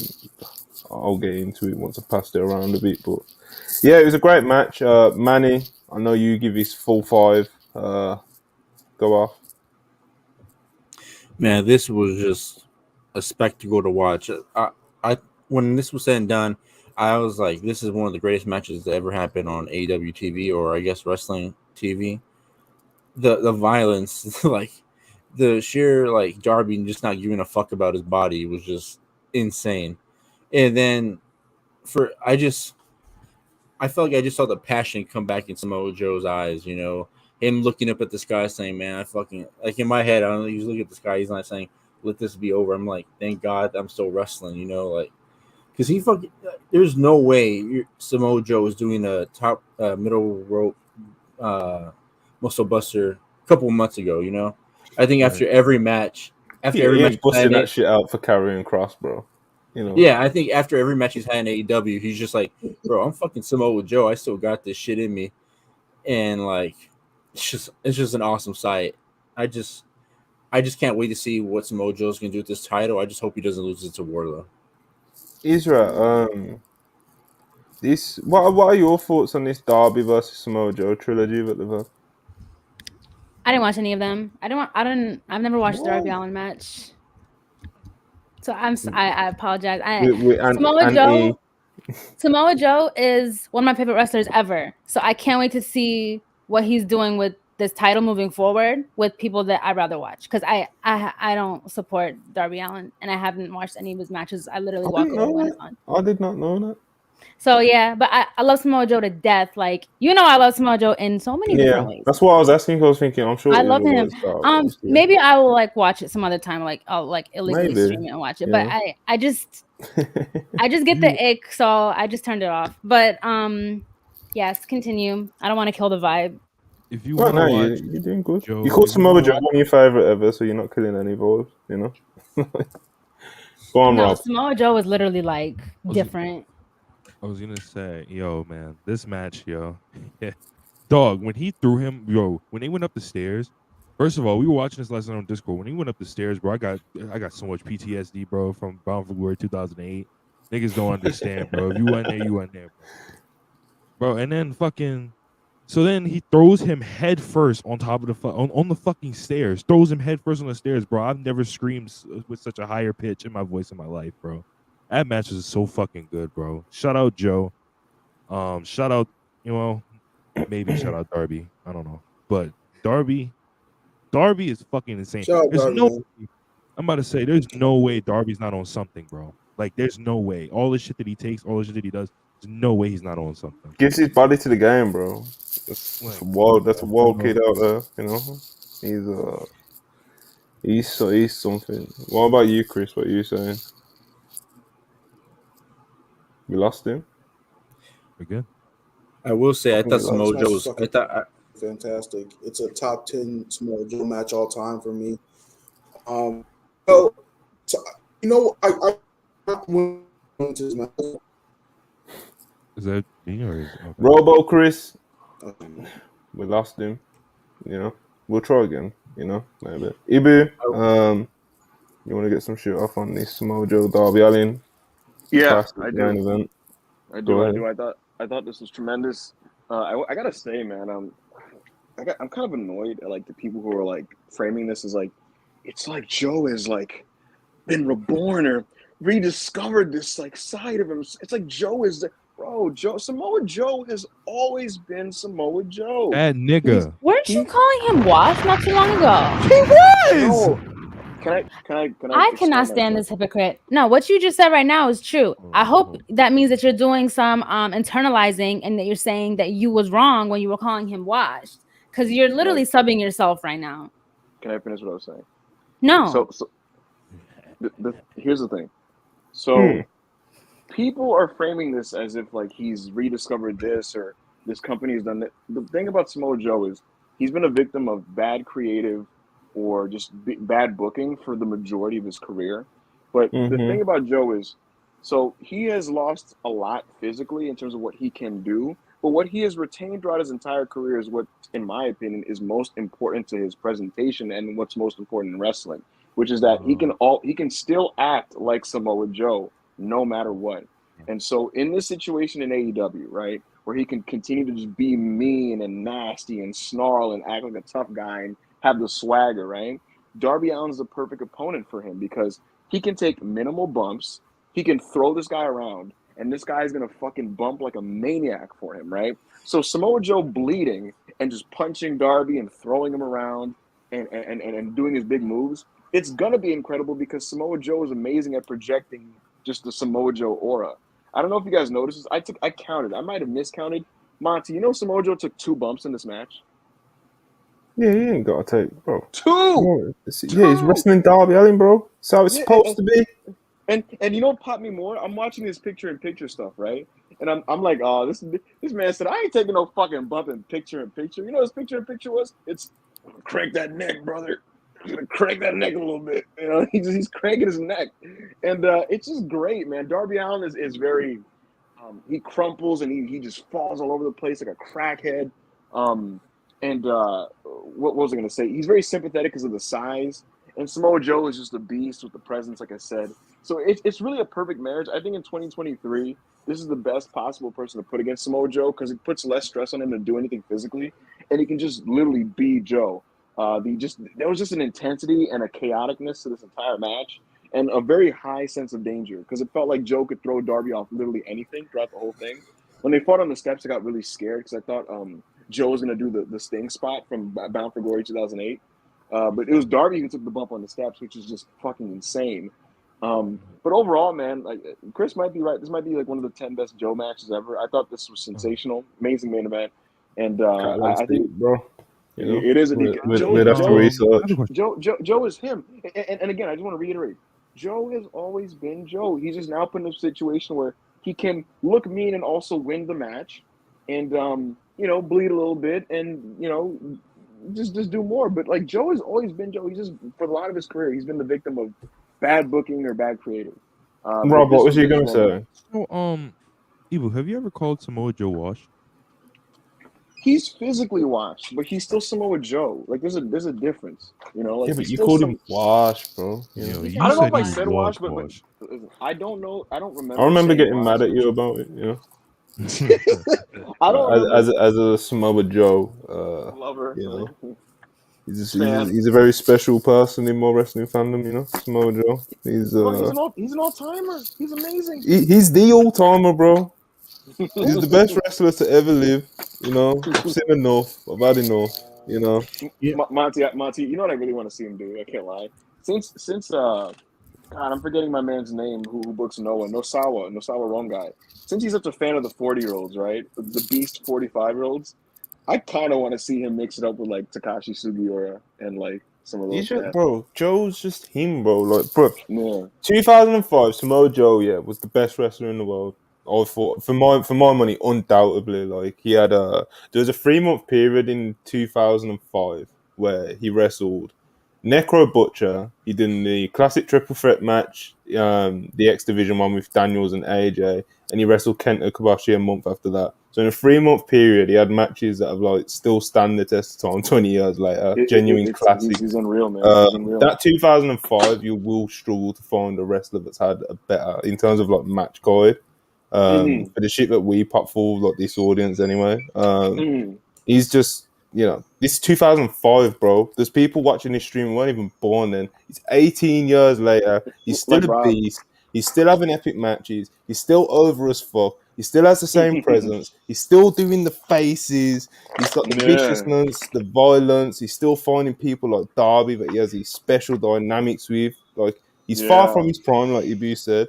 But he's still better. He's still better than basically fucking everyone, bro. Like including the guy who ran out after the match. Including the guy who ran out at him after the match. Samoa Joe at 30%, 30% of what he was in his prime is still better than like 95% of the business, bro. Yeah, like, he's one of the greats, bro.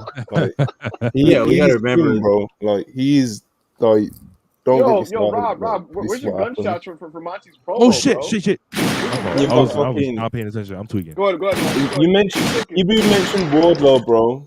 guess what? Joe needs to beat Wardlow again. TK tried to course correct with Wardlow by having Darby come in and do this bout thing with Darby and Joe, but you've ended up at the same place you was before you course corrected because Joey's still over. Joey's still having banger matches. Joey's still the champion, and I don't really think anyone wants to see Wardlow beat him right now. Oh my God, Cook!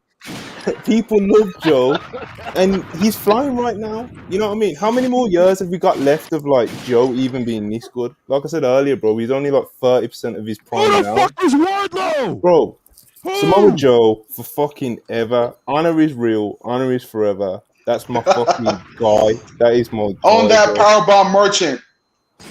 Yo, listen. I know AEW wrestlers watch this shit. I need y'all niggas to sit Wardlow down and show this nigga some Mike Awesome.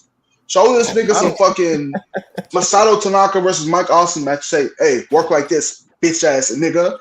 Because this powerbomb, how many powerbombs am I gonna do? Shit is not cool anymore, bro. We are not children.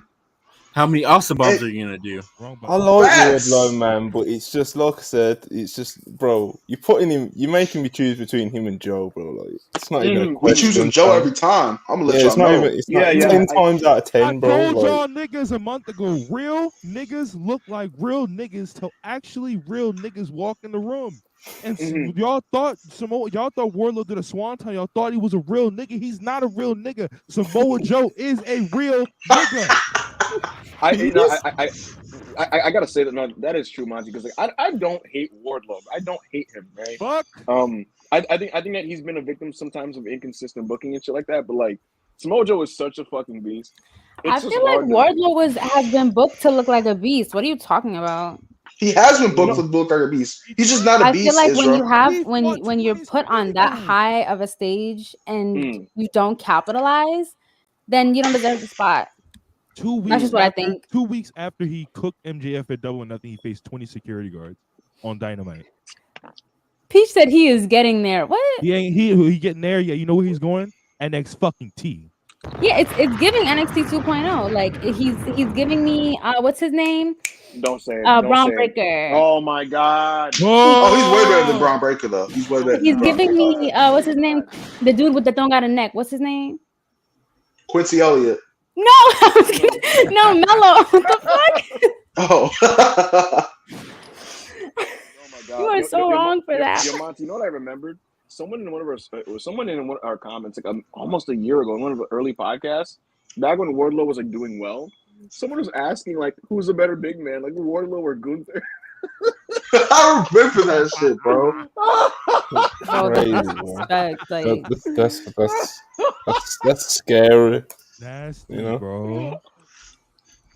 Yeah, man. Samoa Joe. I just don't get how Wardlow just like the way his like body is and like the way he's shaped as a wrestler. He goes out there and wrestles like Jeff Hardy, bro. Like, how do you not go out there and watch like Ishii when he's been in AEW and be like, hey man, maybe I'm doing something wrong. Wardlow, welcome to CMLL. Bro, you know I'm talking like, oh yeah, Joe was best wrestler in the world in 2005, 18 years ago. In 2004 was when the Punk feud was. That's 19 years ago, bro. Like, he's fucked. And if you ain't seen the Necro Butcher match, you need to see the Necro Butcher match. Like, and just see where you're at with that kind of match. Do you know what I mean? Like, I'm not gonna transcend your fandom, bro. It's insane. I'm not gonna sit here and lie to you. I thought Samoa Joe was cooked during that match when Darby hit him with the table, and then when he was laying there, I said, "Oh fuck, I think Joe's done." When he had that cut flowing down his eye, and he looked at fans and said, "Sit your ass down." I was telling our friend Joe that Darby hit him so hard he thought he was in 2005 Ring of Honor and he thought he was wrestling Amazing Red. You are Amazing Red's a great combo. Bro, he had a match of the year candidate taking 2 bumps.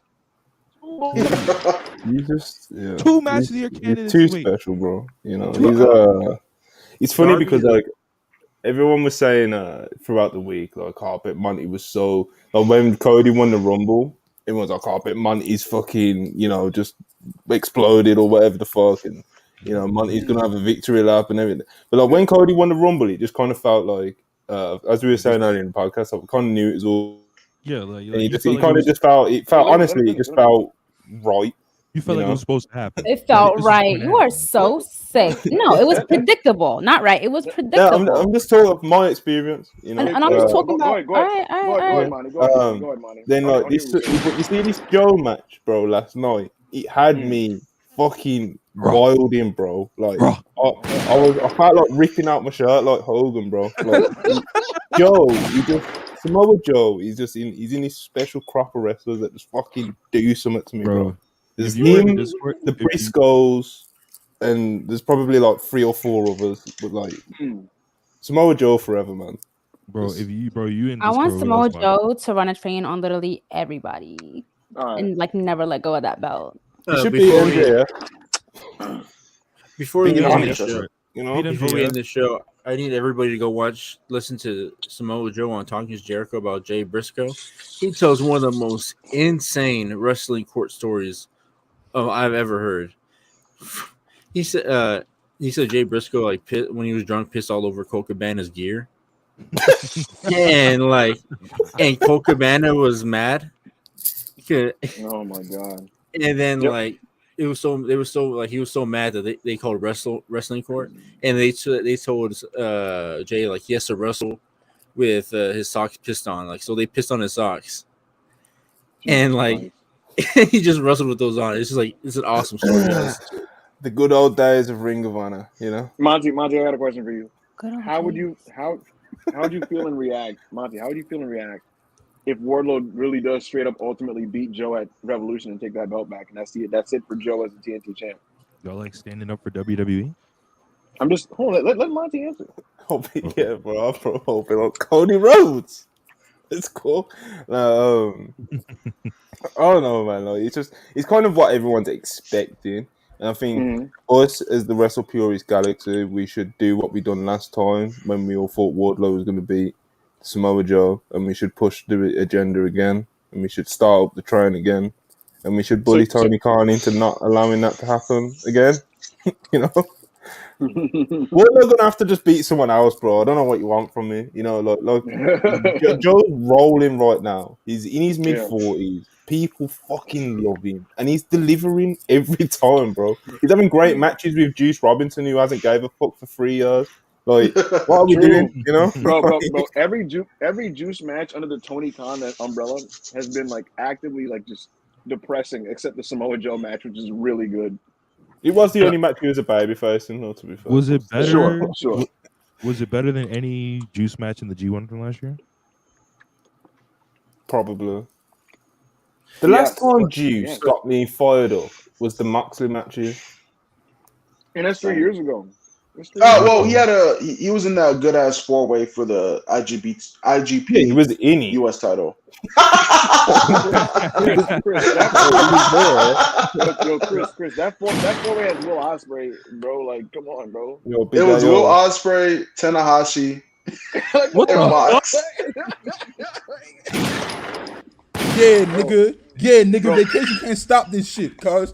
Big A on this bitch. Copious amounts of drugs in my body. Copious amounts of tequila in my body. Copious amounts of cognac in my body. I'm here to tell you, Hollywood Hangman Adam Pearce, you a pussy, nigga. WrestleMania my dick. I'm out here vacation, no vacation. I'm still here, nigga. You're running from the grind. I'm still here. You're running from the grind. My dick. Shout out to all the real niggas tapping in. Shout out to all of the real Israel. What do we call AO supporters?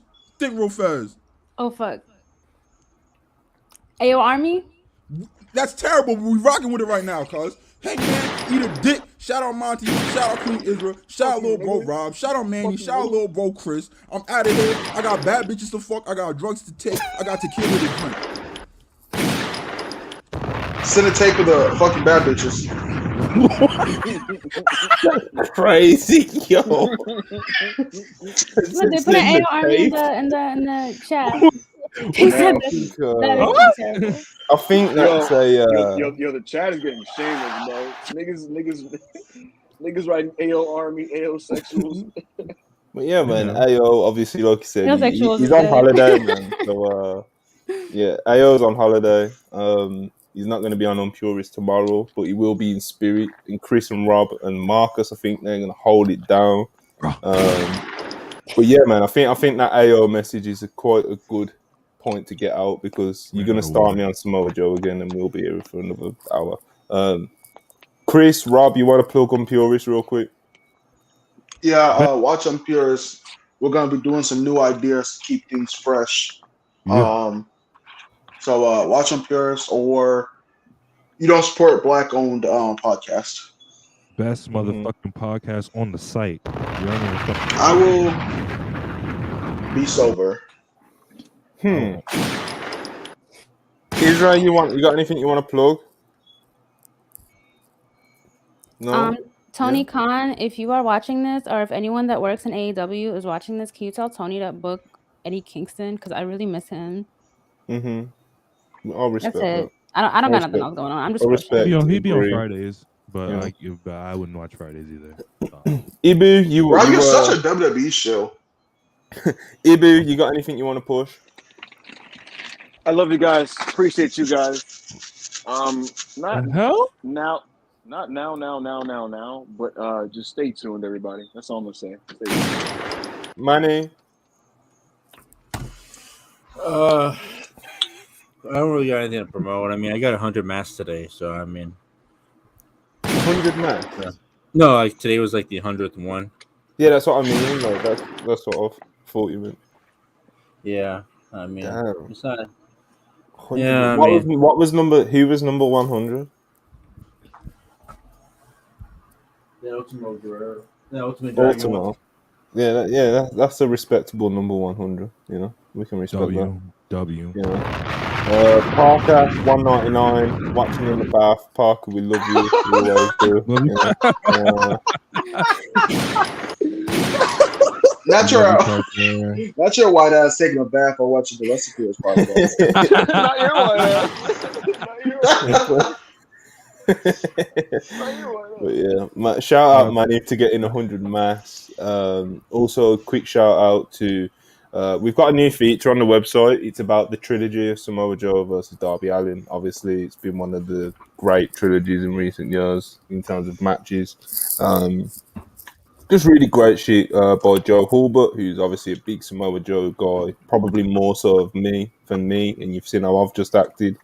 It's really good shit. All of Joe's features are always like amazing. So if you get a chance to read that and you want to read that and you're into that kind of thing, please do read that Samoa Joe Darby Allin feature article that we've got up.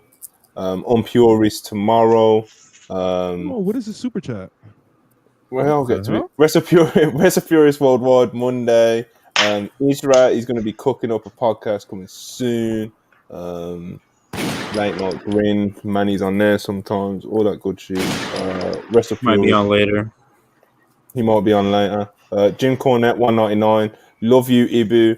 Have you got anything you would like to say to Jim Cornette before we get out of here, Ibu? Jim, thank you for the love. I can't say I love you back, but I do appreciate the money. No, live your truth. Tell us when you love him and that he's your dad. Jim, can't say Jim, Jim, I'll tell you this, man. Listen, thank you, fuck you, bye. Oh god, nasty business. Shout out everyone who's been watching. Please like, subscribe. Appreciated all the super chats, and catch you next time.